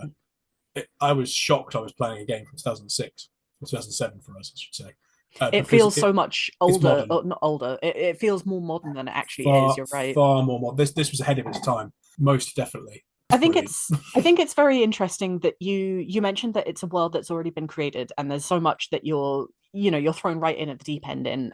That's absolutely fascinating considering that Tactics Advance, as far as I'm aware, I haven't actually played Tactics Advance, is its own kind of alternate universe of Evilus. And Tactics is set in the far future. I know that it's kind of not really a retcon, so to speak, but I know that chronologically 12 happens first. And then at some point, relatively soon, a century or two after the end of 12, there is something known as the Cataclysm, where Right. about 90% of the world actually dies out. There are no more extra races. There's, something terrible happened and you never find out what that is. And then Tactics follows in the wake of the Cataclysm, a few hundred years after that. So they are very, very far apart. But despite the time distance between the two games and despite the completely different scenarios, I mean, Tactics Evilist is a completely different area of Evilist altogether anyway, Mm. you can still join those threads very, very easily. Like Matsuno's world is just so rich and bigger than you can like fully comprehend. We don't even have a full world map, for God's sakes, of No. Evilus. Like it's stunning in its scale. And I think as well, like at the time, I was always interested in world building as a thing, and I think the point I was not making so well before was that I was aware that this was in the same world as Vagrant Story. Mm. So I thought that's so cool that they've linked a game. Vagrant Story is not really a Final Fantasy game. They've linked two games in two different series within a same universe. And nowadays, everything has a shared universe. I remember like Marvel, for example, like back in the day, they released Spider-Man films, and then they did three films because that's the way you had to do it in Hollywood. You just had to do three films, and then they'd move on to rebooting it and bringing in a new Spider-Man in, and it's not set in the same world. And it was always a bit like, well, I want to get invested in these characters, and I think what they did with the Marvel movies was absolutely incredible. Like 15 years ago when they first started the Marvel Cinematic Universe, for example, which then went on to influence, but they went a bit too far with it, where you had to understand everything with those worlds to be able to get into it whatsoever. Whereas this felt like it came across as a time as like, well, we're going to create this universe as a palette, and you can add things into it. Because it's over such a long period of time, it doesn't really matter exactly what the through line is, but you know it's within the same world. So these characters are linked by history. It's a little bit like what's been done with Game of Thrones, Song of Ice and Fire. So a lot of like the stuff with that is that it is similarly it's set in an existing world, and there are like prequels, and there's the House of the Dragon series now, which is set 200 years before. It feels a little bit like that before that happened to me, where the actual characters and their storyline is secondary, or it used to be in Game of Thrones, should we say, to the world they're in. It's kind of how I'd view it. So I don't know if you view it the same way. Yeah, no, there's nothing that I'd particularly disagree with there. The only thing that I'm really thinking of is I wonder if George Martin actually knows of 12. That would be, God, can you imagine a Martin and Matsuno crossover? Like, there'd be a bit more sex, I think. Yeah, probably. I don't know. That's maybe that's what we got with Final Fantasy 16. Maybe that's what it was. Yeah, that because that very much you play that and you're like, I'm playing Game of Thrones with. Yeah. Boy, I have thoughts on 16, but this isn't the place for them. There's another that's for another day. Ooh. We'll get to that game. Right. So yeah, let's talk about of the three games we've looked at here. This is the one that I want to revisit the most, and I'd love to get into it a bit more and really dig down and beat the whole thing. Quite funny that I revisited this after the whole blip period I talked about earlier. And screwed myself up because the Zodiac Age remaster gives you a lot more freedom to build up. Is this an extension of the job system, or is it similar to the job system? I would say it's similar to the job system in the way that you get to pick what you are choosing, but then once you pick, you're locked in. It's similar but different at the same time. Yeah. In a sense, like because you get so much freedom in the Zodiac Age remaster, I screwed myself. It helped me in the short term because it became a bit more accessible to me, but I screwed myself up in the long term because I didn't have any ranged attackers. So I ended up getting to I think it's about half through the game, and there's a bit where you have to fight like dragons or something or birds, and it was just like Fran sat there with a bow and arrow like over and over again. Everyone else was just stood there like this. Can't do anything. That's lost all fun for me. So I screwed myself up because I was given too many options. But no, I think this game, like gameplay wise, I mean the whole like way the world's built with Varn. I mean, I took the piss out of Varn in the last episode. I read somewhere when I was reading up on this and looking at videos and stuff, and this might make you laugh. Someone said on a comment on YouTube that they had a crush on every character in this game. and I'm like, I get it. I understand. That wasn't me that wrote that comment, but no. You know what? Me, actually. I understand because you've got I mean, like I remember this made me laugh when I flashed the game up the other day. I did actually burst out laughing because I remember a little bit of the discourse when I was at the beginning when I was keeping up with the guys at college with Final Fantasy 12, which was for a very limited period of time, probably like January. I was like just about keeping up with them. We were all talking about how much we had a crush on Pinello. Bearing in mind we were like 16 or 17 at that age. I flashed the game up now and I'm 33 and I was like, what? Oh my God. I felt, I was like, oh dear. I'm not advocating for that now. But of course at the time I was like, yeah, Pinello's good. But, and of course, you know, I mean, obviously there's a lot of talk around like who's the main character in this game. Very similar to, and you know what I'm going to say now, Star Wars Episode 1. This feels very Star Wars. Final Fantasy anyway is hugely influenced by Star Wars, quite overtly in a lot of places. I'm so glad that you brought that up specifically because 12 being the Star Wars of Final Fantasy is one of those things that you just, if you're looking for an opinion on 12, you will end up seeing it online. And it's one of those things that ends up boiling my blood because it's not wrong, but it's also not right. You're completely right in that Star Wars itself is just so influential on the rest of the series. I mean, you have Biggs and Wedge as returning characters. There's the whole speech right at the end of 9, the fear leads to suffering, leads to hate. The Empire versus the Resistance is a staple in pretty much every game. Hell, even Final Fantasy VI has Celi's almost directly quote A New Hope with "Aren't you a little short to be a trooper?" to Locke as you enter her cell. Like 12 does not have the most overt references to Star Wars. There's that's the bottom line. I've got to invoke the Final Fantasy in a Nutshell post, which you may have seen, which is written by someone called Where's My Wizard Hat? Final Fantasy 1, 4 heroes break a time loop. Final Fantasy 2, Star Wars, where the Emperor dies and then comes back as the devil and then dies again and then comes back as God and then gets killed by Obi-Wan. Right? Final Fantasy 3, 4 orphans fight a man who threw a hissy fit over his inheritance. Final Fantasy 4, Star Wars, but the Emperor is a space ghost on the moon. Final Fantasy V, Evil Giving Tree and his gay lover fight a confused harem protagonist and his princesses. Final Fantasy VI, Star Wars, but the Emperor is killed and replaced by the Joker halfway through. Racism is bad. Yeah. Final Fantasy VII, eco-terrorists recruit man with padded resume. Discover corporate greed has caused giant meteor to be elected. Hold recount. For Final Fantasy VIII, a group of cadets find out they all lived at the same orphanage. Amnesia to blame. Lead may be dead. Final Fantasy IX, Star Wars, but the main characters are either clones or princesses. That sounds like Star Wars anyway. Final Fantasy X, Daddy Issues, the real sports story with special guest Christian Guild complex. Final Fantasy XI, Giraffe and friends stop the writer from erasing the game. I have no idea what that means. No, I do. That's pretty on brand, yeah. Final Fantasy XII, Star Wars, but half the bad guys aren't actually that bad, except Judge Began. That guy's a dick. Final Fantasy 13, being the chosen one will kill your dating life. Final Fantasy 14, heroes save the world from bad gameplay. And Final Fantasy 15, a bachelor party goes very badly. So I will link that because I don't take any credit for writing that but I remember reading that years ago and being like, it's all the references to Star Wars are quite plentiful. But that's a little segue into that. Thematically as well, there's the scene where thematically or visually or whatever you want to call it. There's the scene at the beginning with the wedding with Ash and what's his name? Rassler. There we go. I'm terrible with names. Everyone should know this. And it's literally the wedding scene is I think shot for shot the Naboo scene at the end of it, which is fine. It finds to be influenced iconography wise. So it definitely feels in some ways, I guess, visually influenced by Star Wars Episode 1 as opposed to Star Wars. The development team have actually said that Star Wars was a direct influence for them as well.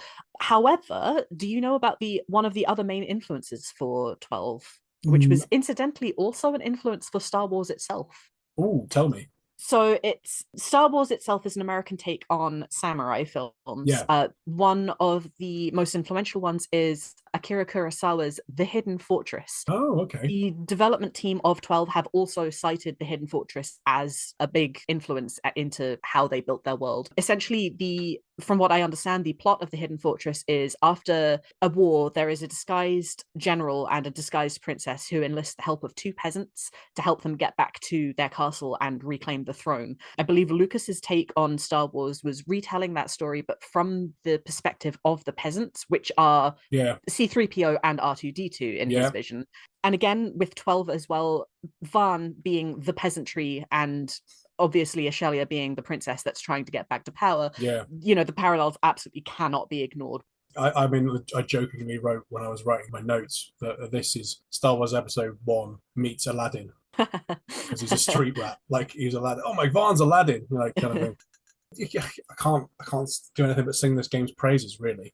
It's so hard not to enjoy, honestly. And for the people that don't enjoy 12, I apologize, but what in the hell is wrong with you? I cannot imagine a world where 12 is not consistently at the top of enjoyment boards for it, honestly.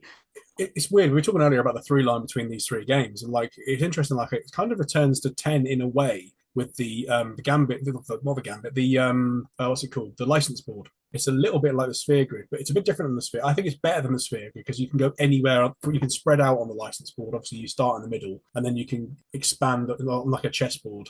Whereas obviously 10, you are going round the board and you're staying in a location. You can't like spread out wherever you want to spread. So I prefer that. You personally. can. You can turn. Really? I believe this might be just because you're using the simple Sphere Grid rather than the expert Sphere Grid. But at later levels, you can absolutely spread out on the Sphere Grid. I have seen specs of Yuna using black magic. I have seen. Oh, I see. I don't believe that they're able to use. So there will be characters like Kimari and Lulu won't be able to summon Aeons, for example, because that is Yuna's specialty, and there is plot devices in there. But you can absolutely broaden their classes out. No, I think it's more. What I think I'm talking about is that like you are on the Sphere Grid in 10. You are a node. And you move to that node using a sphere point, and then you can turn anything on around surrounding it. Whereas in 12, Whereas in 12, your initial point is in the middle, and you expand for it. You can like move over one side and the other side, and Right. like spread out that way. That's what I'm kind of going for. I understand Yeah. now. Yeah. So I prefer that because it's a bit more diverse. And I think it's built so well, this game. I love the old chaining thing where you chain one type of monster and kill it, and then I was always just garbage at doing that. I yeah, wanted so badly to be good, and I'm yeah. just not. I just can't I, play video games apparently. I mean, I think it's just really cool. I remember like at the college that in that brief period where I was keeping up, someone had like their probably Nokia. No, what was it? It would have been a Nokia Razor at the time, and he filmed 100 chain because he spent hours getting 100 chain. Good God. And then because of the fact that it was a crappy camera, it made it look like it's a 1,000 chain because there was a bit of warping. And he's like, "Oh, I got 1,000 chain." I was like, "Yeah, right, yeah, like you did." But yeah, I mean, obviously this does away with the random encounters, which obviously weren't in 11 either, but that was an online game. So it's understandable why people might have been put off by this because it did feel a little bit disconnected from the other Final Fantasy games. But like I say, there was that obviously through line to 10 there a bit as well. And I guess you could say with the job system stuff as well, it's there. It certainly still feels like a Final Fantasy game, but it's It like, does. again, a deep dive is probably needed for this one. But did you play this when it came out then? No, I didn't. This was one that I had to wait to be able to play. I didn't have the PS2 for the longest time. I do remember one very specific day of actually playing this. It was results day for my secondary school to see whether or not I was getting into university. And I remember waking up at about 3 a.m. that morning with the worst cramps that I'd ever experienced and the worst stress I've ever experienced, not knowing if I'd gotten into university. So Yeah. the only way that I knew how to deal with that was by crawling off of my bed, turning on my PS2, and then because I was still very much right at the beginning of the game. I think I must have spent about 3 hours just slaying rats in the Garan Scythe waterway and then passing out in my bed. Like I woke up with the controller on the floor, like, ugh. But it was good because I got my levels and I got into university. So win-win. And Final Fantasy 12 to be thanked for it. Yep. Technically, that means it's to thank. You thank it for me because I knuckled down at college for 10 minutes and it got me the results I needed to go on to my apprenticeship. So it's all because of Final Fantasy 12. We're where we are now, isn't it? I mean, I think the only other things worth mentioning with this, without going into a deep dive, because it's very, very easy to slip down into let's analyze Very every easy. crevice of this game.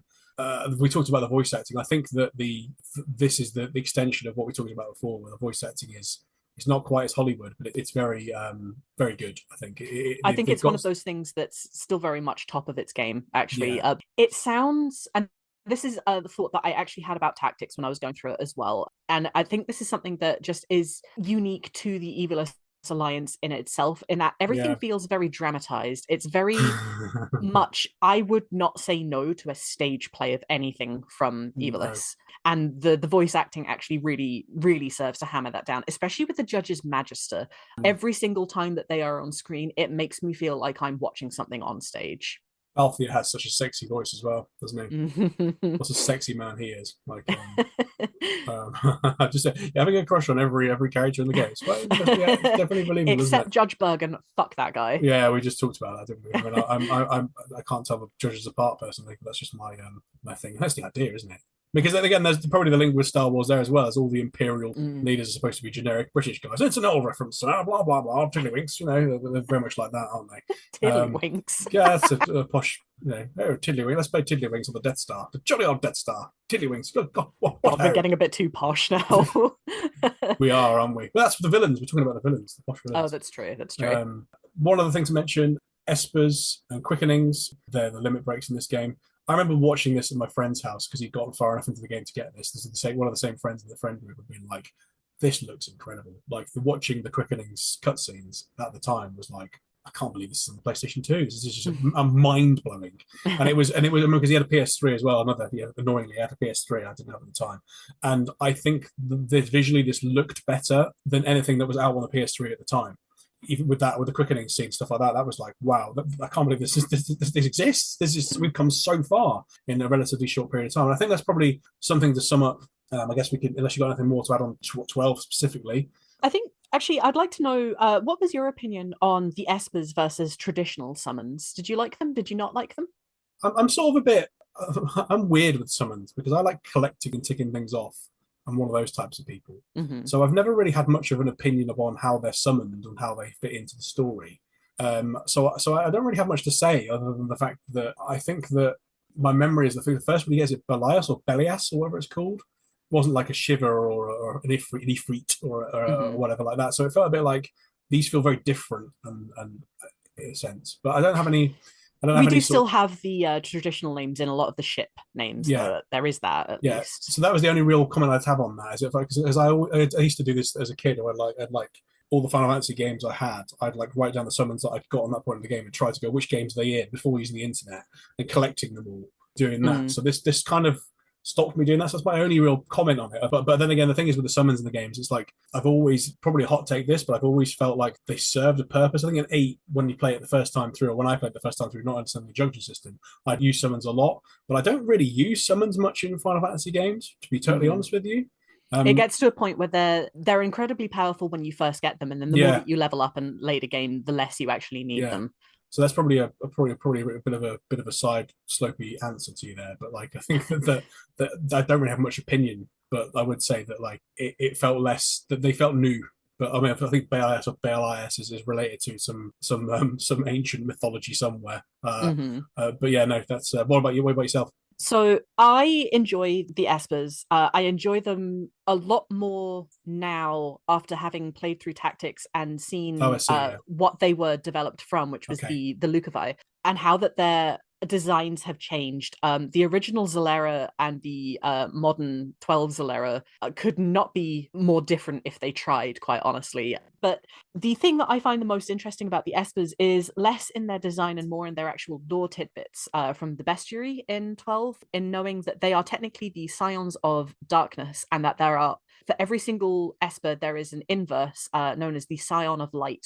These are never seen in game, they are never talked about in game. If this is something that is only mentioned in the bestiary, but takes more of a role kind of in Final Fantasy XIV, which is the online MMORPG, where the villains of that game, the Asians, all take their titles directly from these Scions of Light. So rather than two Belliuses running around, we have La Habrea, we have Emmet Selk, we have Fandaniel. These are all names directly from Evilis. And then, of course, we in 14 as well, we also have the Return to Evilis raids, which reintroduces some of the espers as boss fights to do. There is also extra content known as Boja, which once again is very, very heavy on the Evilis homages and reintroduces a lot more of those espers. So I think, by my estimation, if you've played through 14, you have seen every esper, including the Sagittarius Rothakal from Tactics, which was never actually formally given a design before. We finally have them all. We've collected all the Pokemon espers, Pokespers. We Yes. can move on with our lives now. Maybe I need to do that. So I guess just to finish up then, I mean, if we talked about the through line for these games is quite, I wouldn't say weak's the right word compared to 7, 8, and 9. It's less established. Mm-hmm. What do we think overall about this era?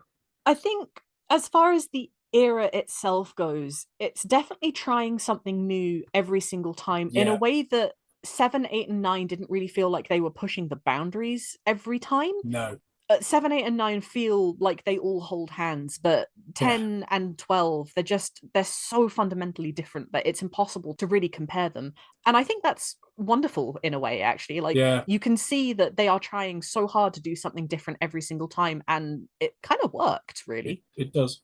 I think so, and I think that I don't. I mean, it's difficult. The best, greatest. Final Fantasy is weird because the entries are usually 9 times out of 10 high quality entries. I don't know if there's ever been a bad Final Fantasy game. Sure, we'll get to it if we do. The worst I've played is Dirge of Cerberus. You can count that on the list. But I don't think that's bad. I don't think it's inherently a bad game. I think it's okay. You know, it's not awful. I think it just has a lot of flaws, and it's an incredible world that it's built. You know, I think that. So what I was going to say is I was going to say each of these entries we've talked about so far, including 7, 8, so 7, 8, 9, 10, 10, 2, and 12. You could probably be argued for being, I don't know, the best title in the game. I don't know. I think I mean I'd have to dig more into 10 2 as to whether I think it's on the same level. But they're all solid games. There's not a duffer in here we've talked about Mm. so far. I think 10 2 gets the reputation as being like that, but I don't, and sometimes 8 does as well, which sucks.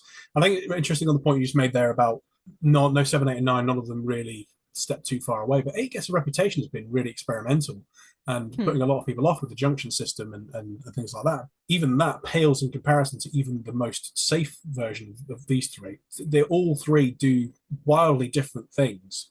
So it doesn't, in a way, it's weird to kind of group these three together. I mean, 10 and 10 2 makes sense, and 12 kind of doesn't in a way. It feels like its own thing. Mm. But it establishes the PS2 era from beginning to end, really, with a couple of titles missed off, probably for the right reasons.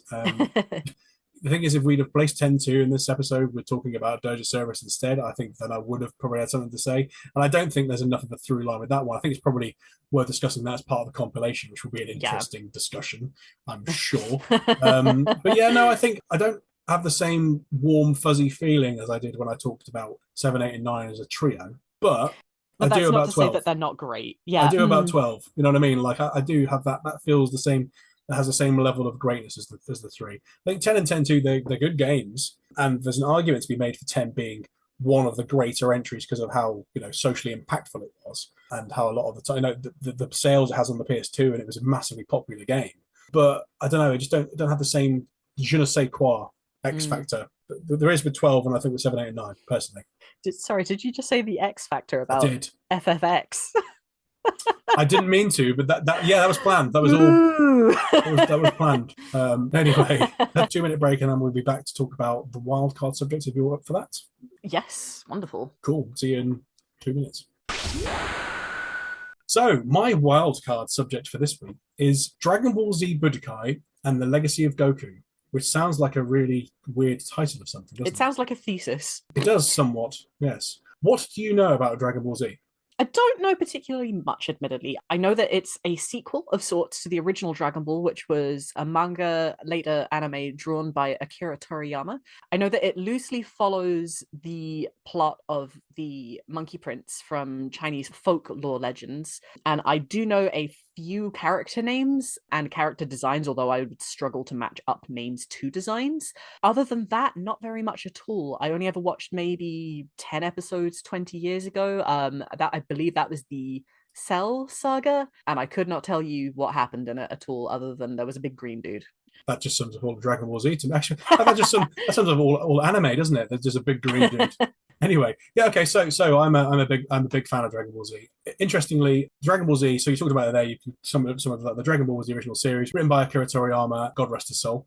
And I think it was like 84. I think it was originally written, but the anime for Dragon Ball came out in 86. The animated to Dragon Ball Z, the follow-up, started in 1989, and the animated, the third and not so final series anymore, Dragon Ball GT, came out in 1996, and that was in Japan. Then in the States, Dragon Ball, I think the first 13 episodes of it were released and then not as well received by Western audiences. So then they jumped to Dragon Ball Z because it's far more action-packed. So Dragon Ball, we've touched upon the journey to the West element. Dragon Ball Z turned into its own thing, and it became very much like Power Rangers in the sense. And it fit very much in with that time. At the time, the stuff that was out as well was obviously like Sailor Moon and Pokemon. And there was a bit more like, let's sell toys, right? To be totally honest. I don't know if that was the entire aim of it, but it was a lot more, I'm more powerful than you are, you're more powerful than I am. And then this person's, and it was a lot more like, I don't know what you describe it as, less nuanced and more about the battles and the testosterone and whose shirt could be ripped the most and all that sort of stuff, Very shonen. Very shonen. Then it was dubbed in the States and Dragon Ball Z onwards in 1996. So as it ended in Japan, and then it was put into syndication in the States in 1996, and then it hit Cartoon Network in 1998, and then it started taking over the world.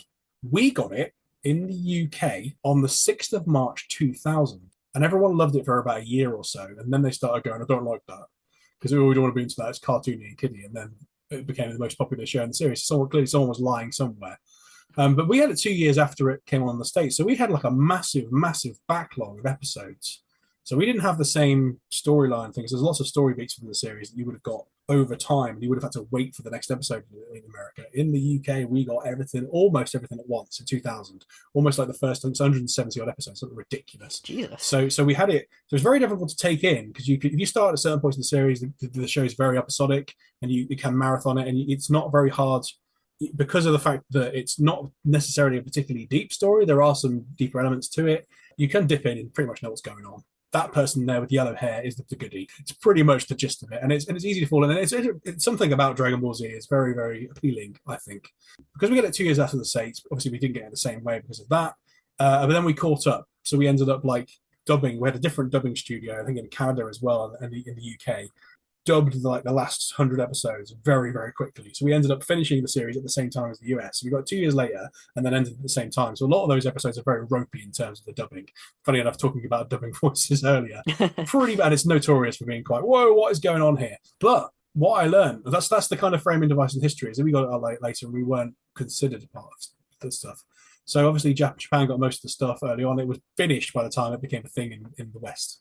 So what is interesting is that some of the games that came out with Dragon Ball Z, because Dragon Ball Z is definitely a multi-media franchise. It's not just about the anime or the manga. It is about the games as well, but most of them are fucking terrible. So it's not like Pokemon. It's not like Pokemon where there's an anime, a card game, and then a game series, and they're all solid in their own way. It is like most of the Dragon Ball Z games are fucking awful, and some of them are top notch, but only if you like Dragon Ball Z.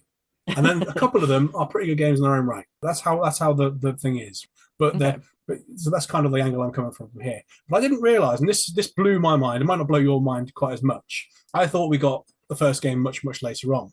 But apparently, the first games that were released in Europe for Dragon Ball Z were games called Dragon Ball Z Super Butoden, November the 30th, 1993. Dragon Ball Z Super Butoden 2 in 94, and then Dragon Ball Z Super Butoden 3 in January the 25th, 1995. And they were those Street Fighter type fighting games, right? Okay. They came out in Europe, and I'm like, okay, well, hang on a minute. We didn't get this until much later. So maybe this was our first exposure to it. What's going on? And like we talked about in the last episode about exposure to anime. But it turns out they only came out in Spain and I think Italy. Right. So they Okay. didn't come out in the UK. Now, the only reason I can think why that was, because the anime wasn't released in Europe. The games came out, perhaps cashing in on the Street Fighter thing. The only reason I can think why that was, and I'd love to dig into this more, was because of the whole thing around the fact that certain Japanese iconography was banned in the UK. Are you familiar with this? Right. Yes, I do remember reading something about that actually relatively recently. Weren't the Teenage Mutant Ninja Turtles called something different because the word ninja itself was actually like banned over here, It was. Do you know who which brought is that just banning? Do insane. you know who brought that banning in, or who is synonymous with bringing that banning in? Ah, I want to say Margaret Thatcher just It because was. everything's There we her fault. go. Yes. Thanks, Thatcher. Thanks a lot. Because the Teenage Mutant Ninja Turtles, that's the famous one. Because if you watch the theme song of Teenage Mutant Ninja Turtles, it's Teenage Mutant Ninja Turtles. We have Teenage Mutant Hero Turtles, and there's a bit Oh, that just sounds awful. where like the word ninja is like Splinter taught them to be ninja teens is one of the lyrics, and it's Splinter taught them to be hero teens, and you can hear the first N in the theme song. It's the Splinter taught them to be hero teens. It's like, God. yeah, thanks a lot, Maggie.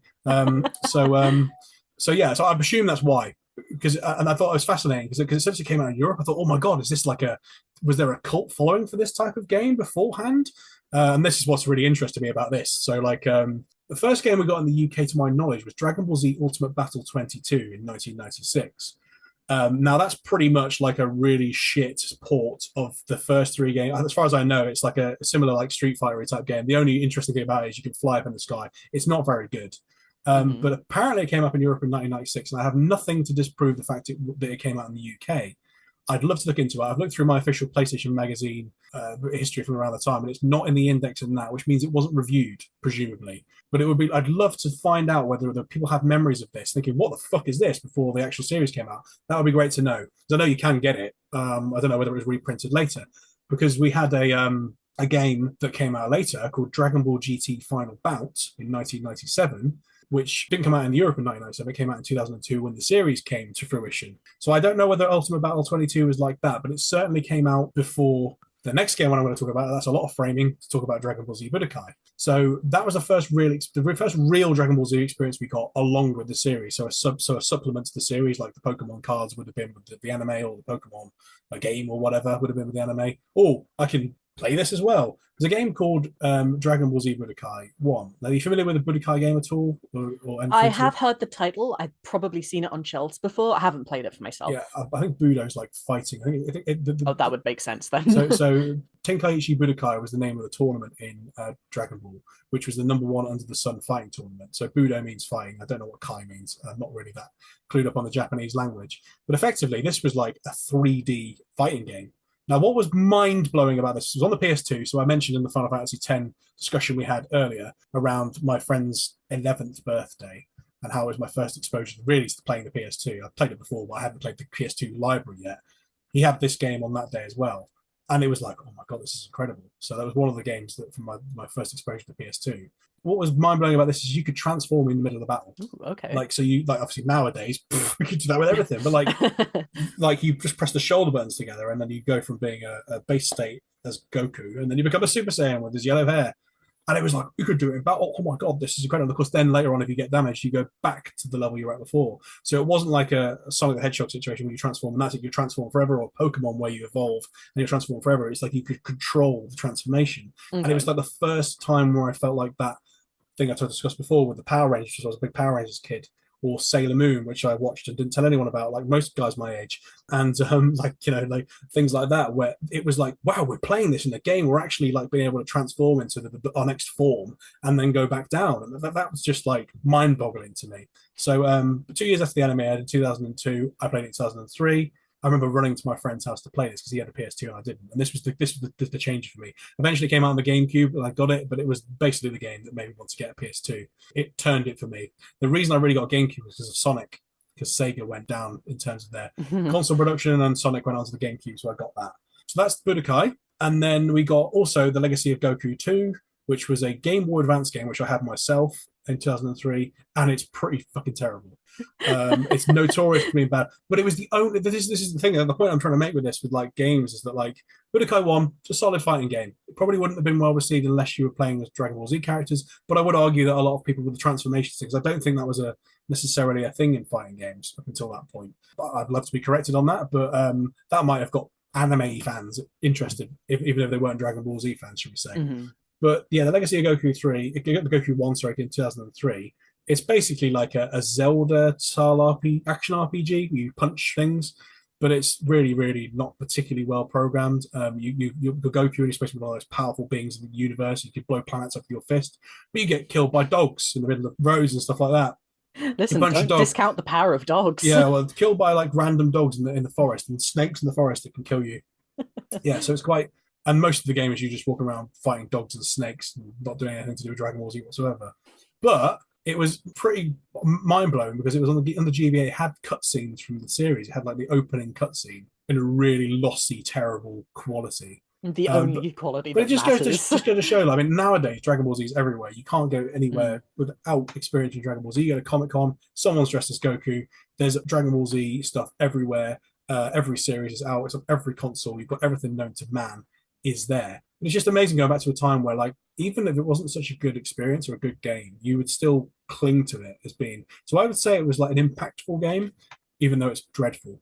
So that's kind of my take on it there, is that there's a little bit of a snapshot into the history of Dragon Ball Z media, in that it's a massive media thing now, but at one point you had to cling to what you could get, which is something that I think is very much a 90s kids thing. You got drip fed a little bit of stuff.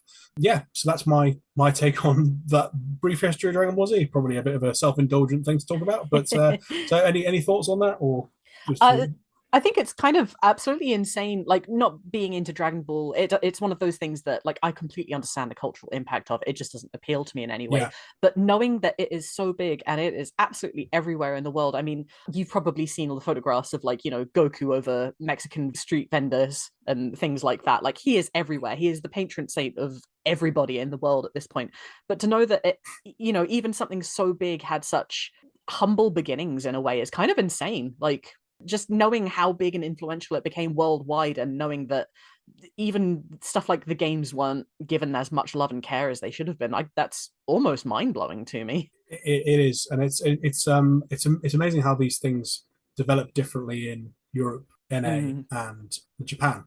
Obviously, Japan, it makes sense that it was, these were big events. The movies would come out of this series at like every couple of years. It was a big deal before we'd even heard of it. Before the West had even heard of anime, let alone Dragon Ball Z.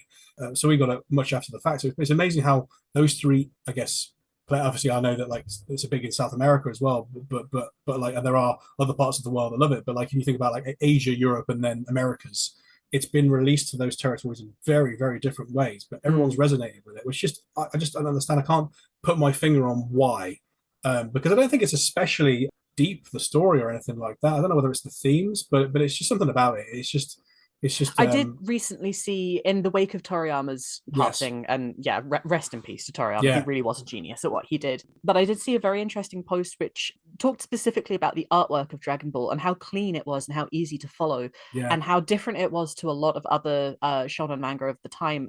In no way am I a scholar of like 80s shonen manga. I would not, I would be pressed to find examples off the top of my head. But knowing that a lot of action is usually very difficult to draw and oftentimes quite messy on the page, versus Toriyama's very clean, very easy to follow battle sequences, even if they did take up, pages and panels, you can still tell exactly what's happening. Guy A kicks guy B, and you can follow that kick as opposed yeah, to just, okay, well, there's a lot of lines on the page. I know you mentioned earlier about Attack on Titan, and I've seen, it's not a series that I've read, but I yeah. have seen the artwork, and it's again one of those things that looks like it would be quite difficult to follow in an action scene. I read for the first time a year or two ago Chainsaw Man, and while I really enjoyed that, the artwork in the action scenes was nigh impossible for me to follow. Yeah. I just really didn't have a clue what was going on. No, really, really a series that I hold dear to my heart, and it's nice to think about. Again, because I mean, I've revisited some of these games recently. I mean, to be fair, with Dragon Ball Z Budokai, there were lots of sequels, and they improved upon the game very, very quickly. And Dragon Ball Z Budokai 3 is an absolute classic. I think it's the Dragon Ball Z fans' favorite game, really. But on its own, it's a good game as well. Even if you don't like Dragon, it's a good entry point for the series as well. Is a fair thing to say. There's a couple of other Dragon Ball Z games, but like, there's a game called Dragon Ball, I think it's Super Dragon Ball Z, which was an arcade fighter that was ported to PS2, I believe.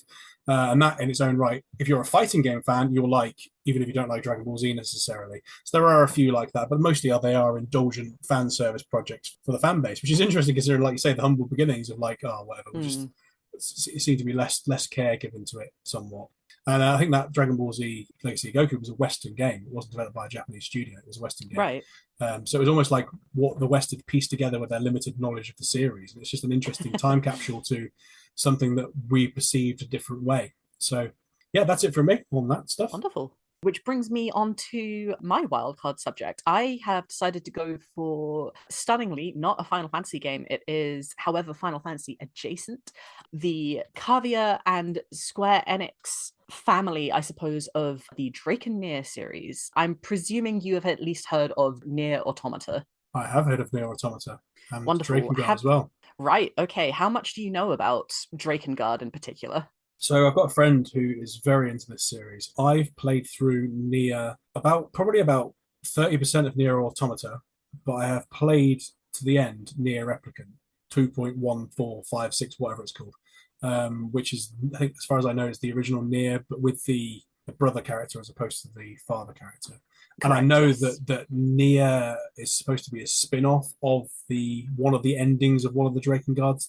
And I also Right. have just to get it, I've got Drakengard 3, which I've been told I should play here as well. And I did enjoy my time playing it, but it's very laggy and stuff like that. But it's on my list of games to play at some point.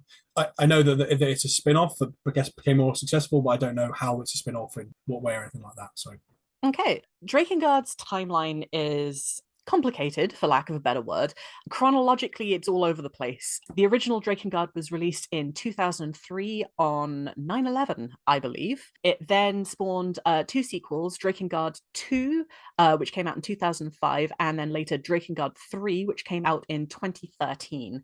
Just a quick note about the performance issues, because it was on the PS3, wasn't it? yeah, It is notoriously shit to play. I believe a couple of years ago, there was a patch that someone had implemented, a fan that had implemented for 60 FPS, which makes it actually playable. I would recommend looking into that I look rather into than that. playing it as it is, because natively it runs like shit. Yoko Taro, who is the mind behind the Drake and Near series, has a certain way of thinking about things, and this is present all the way back in Drakengard 1. All of his games have multiple endings, and this Yeah, is true across all Drakengards and all of the Nears as well. You will have an ending A, you will have an ending B, usually with different things that you need to complete to be able to get to them. In Nier Automata, it's a lot more streamlined in the fact that you need to play the game once and then play it again. There's nothing different, and the yeah, game progresses afterwards.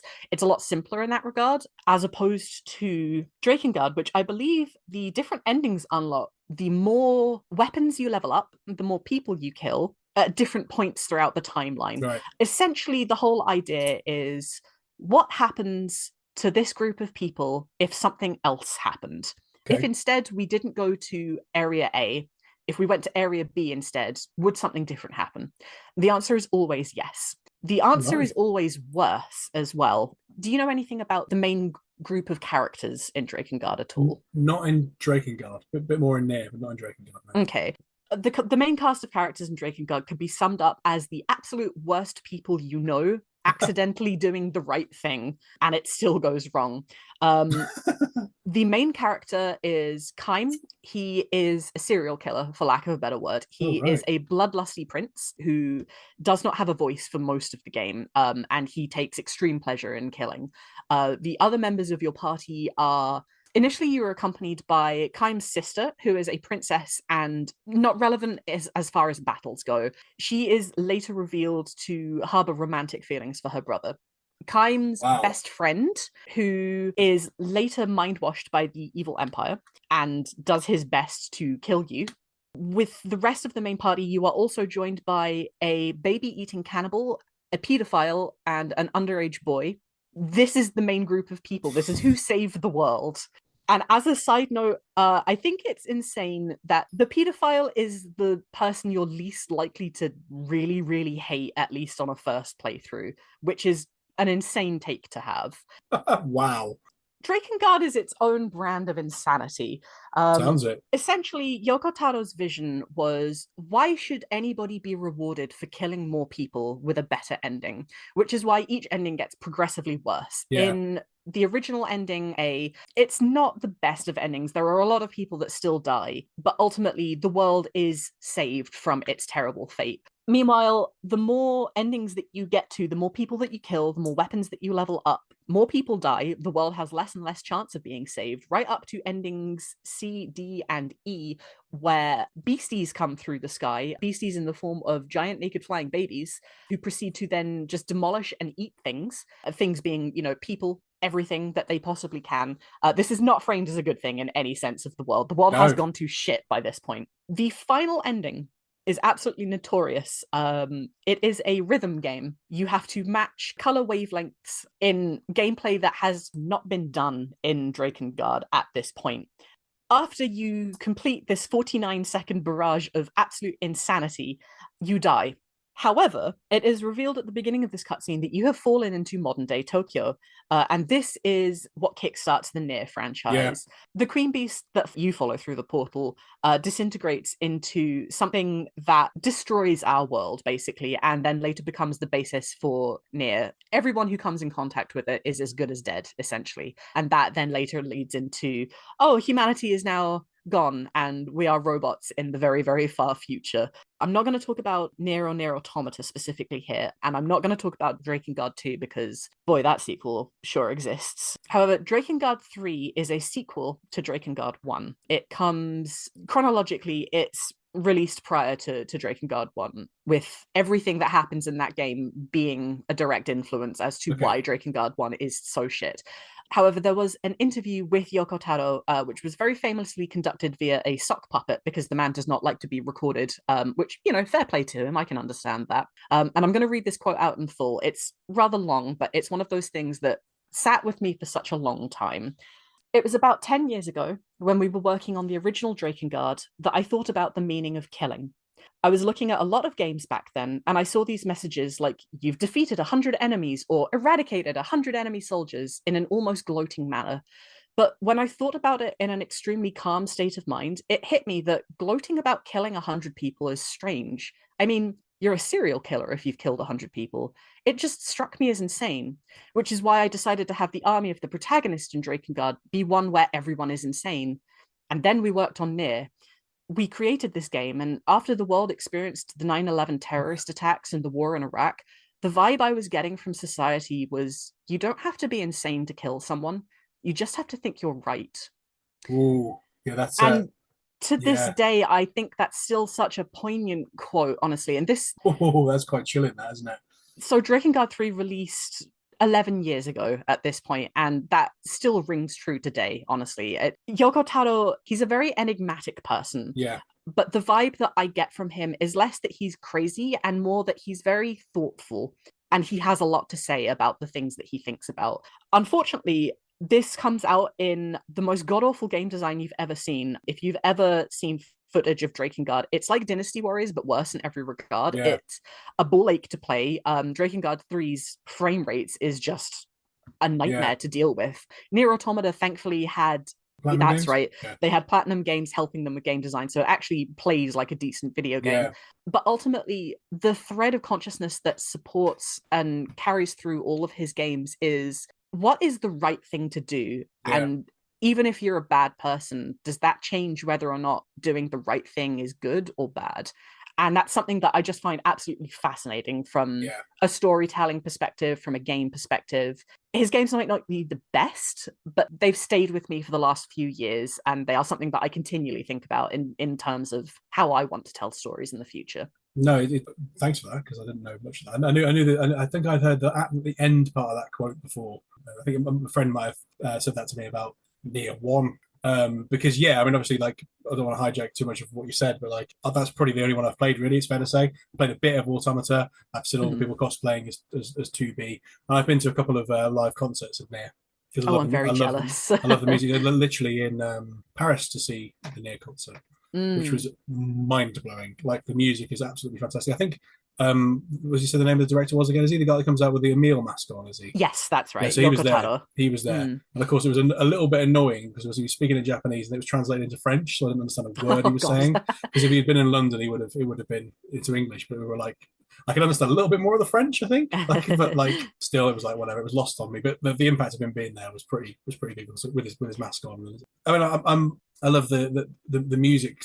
Probably the things I've had the most exposure to, because I love Hills of Radiant Winds is a track that's in Nier, and the language that's been created that's not a real language. Which right, I think, yes, Emmy Evans and I believe some members of the development team came together to create the Chaos language, which is based on real languages and sounds like it could have been like real. A language that's like 100 years or 200 years or a million years in the future that's been bastardized, shall we say, by time. And I mean, I think Nier is a great. I think with Nier the game, I know that there's like, I think it was supposed to be like a from what I understand, you might know better than me, that Nier released as the original game and you were the girl's father. You're trying to save your girl from being. So there were two versions of Nier that were actually released. There was Replicant, which was the original Japanese version, wherein you play the brother, who is the younger version, and the West got Nier Gestalt, wherein you play Yona's father, because they thought that a rugged older man would appeal more to Western sensibilities.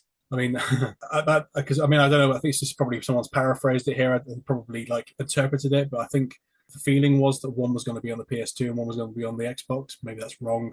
Right. Okay. Yeah. I don't remember. It's probably not true. It's probably like someone's back in the day. Soul Calibur released on 3 platforms, and you could play as Link in the GameCube version, and Spawn in the Xbox version, and Heihachi in the PS2 version. You had a guest character, and I think Soul Calibur 4, I think it was. You had Yoda on the Xbox and Darth Vader on the PS3, I think. So I think people were like maybe paraphrasing at the time. That's what it was supposed to be. But from the sounds of it, yeah. But I mean, like, so I've played Nier the original briefly, but I've only played through the Replicant version. And what I know about the Replicant version from a game design perspective is they tweaked it with the team from Platinum Games. So I don't know.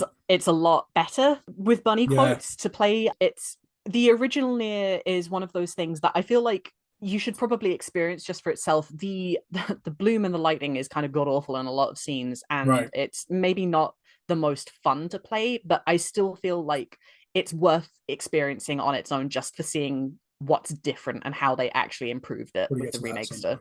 As an additional note, it's interesting that you bring up the soundtrack as well. The music of Nier is vastly different to the music of Drakengard. Oh, okay. So the music of Nier and of Drakengard 3 was actually composed by Keiichi Okabe, who worked with members of his studio, Monaka, and all sounds absolutely wonderful. Like there is not a single bad thing that can be said about the soundtracks of either of those games. The soundtrack for Drakengard is a cacophony of instruments being butchered, quite frankly. It's important to note here that the world of Drakengard is actually our world, but set upside down. The map is the map of Europe, but upside down. Okay. And all of the tracks that are played in the original Drakengard are samples and remixes and played backwards extracts of real-world classical music.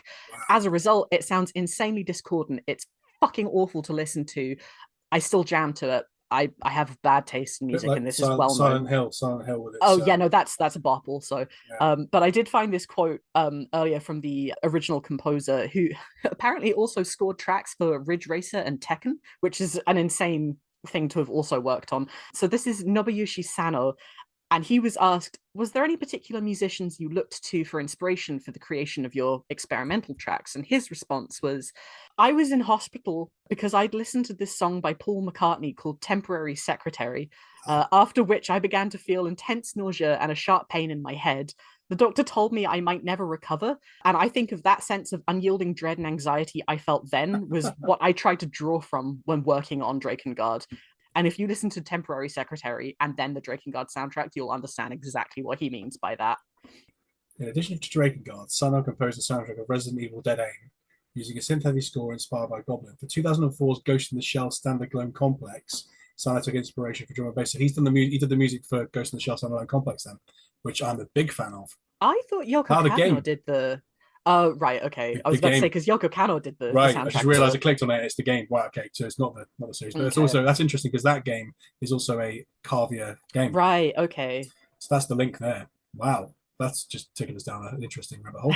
Yeah, no, Oh, believe me, the iceberg of Drakenir goes so much deeper than you could ever care to follow, and unfortunately, I've been down to its depths. I won't take you any further, but my God, not there's a today. lot in there. I'm sure we could talk about that another point. But that's fascinating. I didn't know half of that. I knew the bit about 9/11, and I did like that. That comes in near with the whole my memory of it because I really enjoyed Near Replicant. I thought it was brilliant. I liked the different game styles through it you could play. Like, and of course, I don't know what the original was like with how janky it is, but the remake or whatever you want to call it, the remaster, I thought it was really, really cool. And I think that the ending that you could choose, like whether to basically doom the human race or not. I mean, the twist basically, spoiler alert for anyone not played it, that you have literally been killing the human race as you've been going through to try and rescue your sister. It's one of those twists that just I had to stop and just sit with that when I first learned that. And you put yourself in the mindset of would you kill everyone else to save a member of your family, and you're like, oh my god, like it's such an impossible to answer. Obviously, like you wouldn't, but like, it's like in the setting of where you are, because I believe that at the beginning the game tricks you, doesn't it? That you're playing as the different characters. So it's very worth playing. I won't spoil too much more of it, if not just spoil the entire game. But some really good characters in that game as well. I think Kaine was a good character. Kaine's another one of those. Yeah, I'll just leave that as that. Kaine's good. Kaine's great. Yeah, and Emil as well. It's a fantastic little character. But no, I really want to play Nier Automata and finish it because apparently I think that's the one that made it popular, isn't it? It's this game that it's made definitely one that there was something that just it hit for a lot more people, in my opinion. And this is something that I'll probably be crucified for, and maybe rightfully, I don't know. Automata is the weakest of the Drake and Near franchise, if only because it doesn't lean into, in my opinion, hard enough the concept of the worst people doing the right things. That is not to say that Nier Automata is a bad game. It is fantastic. It's a wonderful story. Yeah, I see your point. But it feels very different to the rest of the franchise. It kind of feels more like ignorant people doing what they can. Yeah, I mean, I think it's interesting. I mean, again, we've touched upon sexism and stuff like that, and I know that 2B is a very sexualized character. That poor girl, she's out there with her ass drawn in every single picture, and all she wants is death. The thing is that I've always thought about that side of things is that, and this might be the Ghost in the Shell link, and I would definitely talk about Ghost in the Shell at some point, because the major in Ghost in the Shell, Motoko Kusanagi, has been a very sexualized character physically, but actually with that kind of like robot replicant take, I think the idea with that, I don't know whether this is what they were going for with Nier Automata, is that you've got a very outwardly appearing sexualized character that is not a sexual character at all, which I think is very interesting because, like, I think it's the first Ghost in the Shell movie. I'm assuming you've seen Ghost in the Shell or familiar with Ghost in the Shell. I have, yes. My hot take is that I think the best of Ghost in the Shell is standalone complex. I think that's the best of it all. The first two series of that. I've not seen the newest series, the weirdly animated one. Arise. I haven't watched that either. And the film, I quite like the film with Scarlett Johansson. If you view it as its own thing, I haven't seen that one. I refuse to. if you view it as its own thing, it's not a bad little. I mean, the controversy aside, if you view it as its own movie, it's not bad. And I think there's some irony in it. But interesting. Why do you refuse to watch it? What reason? I was reasons. Ghost in the Shell was the first proper anime that I was ever exposed to. Thank you, Dad. I was 6 years old and I was allowed to watch the Ghost in the Shell movie, the original one. So, if you ever wondered why I am the way that I am, there's a lot of reasons for it, and most of them point towards my father, who I love No, very, very dearly. But yeah, it's one of those things that I grew up with, and I don't know, I can't break away from it really. no, fair enough. But I mean, we'll definitely talk about Ghost in the Shell at some point. Then that'd be cool.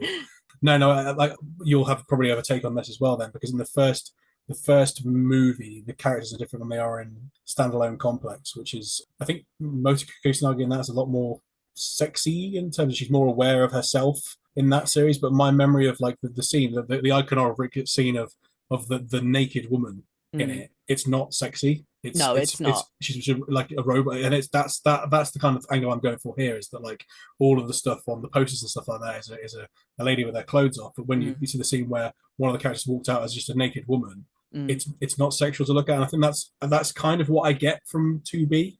I don't know whether they were going for that. I would be very surprised if Ghost in the Shell wasn't an influence. Yes, well, I would be very, very surprised if it wasn't an influence at all. But yeah, no, they very much share very similar vibes, in my opinion. yeah. Not that there's anything wrong with being sexy, by the way. I just think it's an interesting take because obviously the character's been cosplayed to death, and hell, I mean, Yoko Taro himself he's asked for 2B porn to be sent to him before, so you know the man knows what he likes. I wish I was kidding on that. I really wish I was. Very strange, isn't it? Well, fair enough. I'm not one to kick shame. Something I've come up with in my mind, and someone's drawn, you're going to draw back at me. That's something.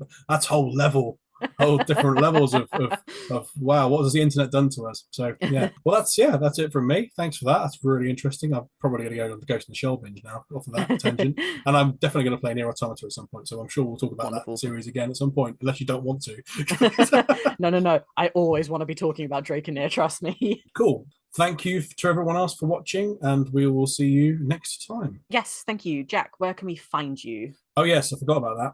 You can find me on Twitter, which I refuse to call X, at JackMullen8, and also you can find me on the Two Random Words Productions YouTube channel, where most of my ramblings go. How about yourself, Mol? I can be found on Twitter at @adramalek, which will be linked in the description below. Fantastic. See everyone next time. Bye-bye. Wonderful. Thank you. Bye.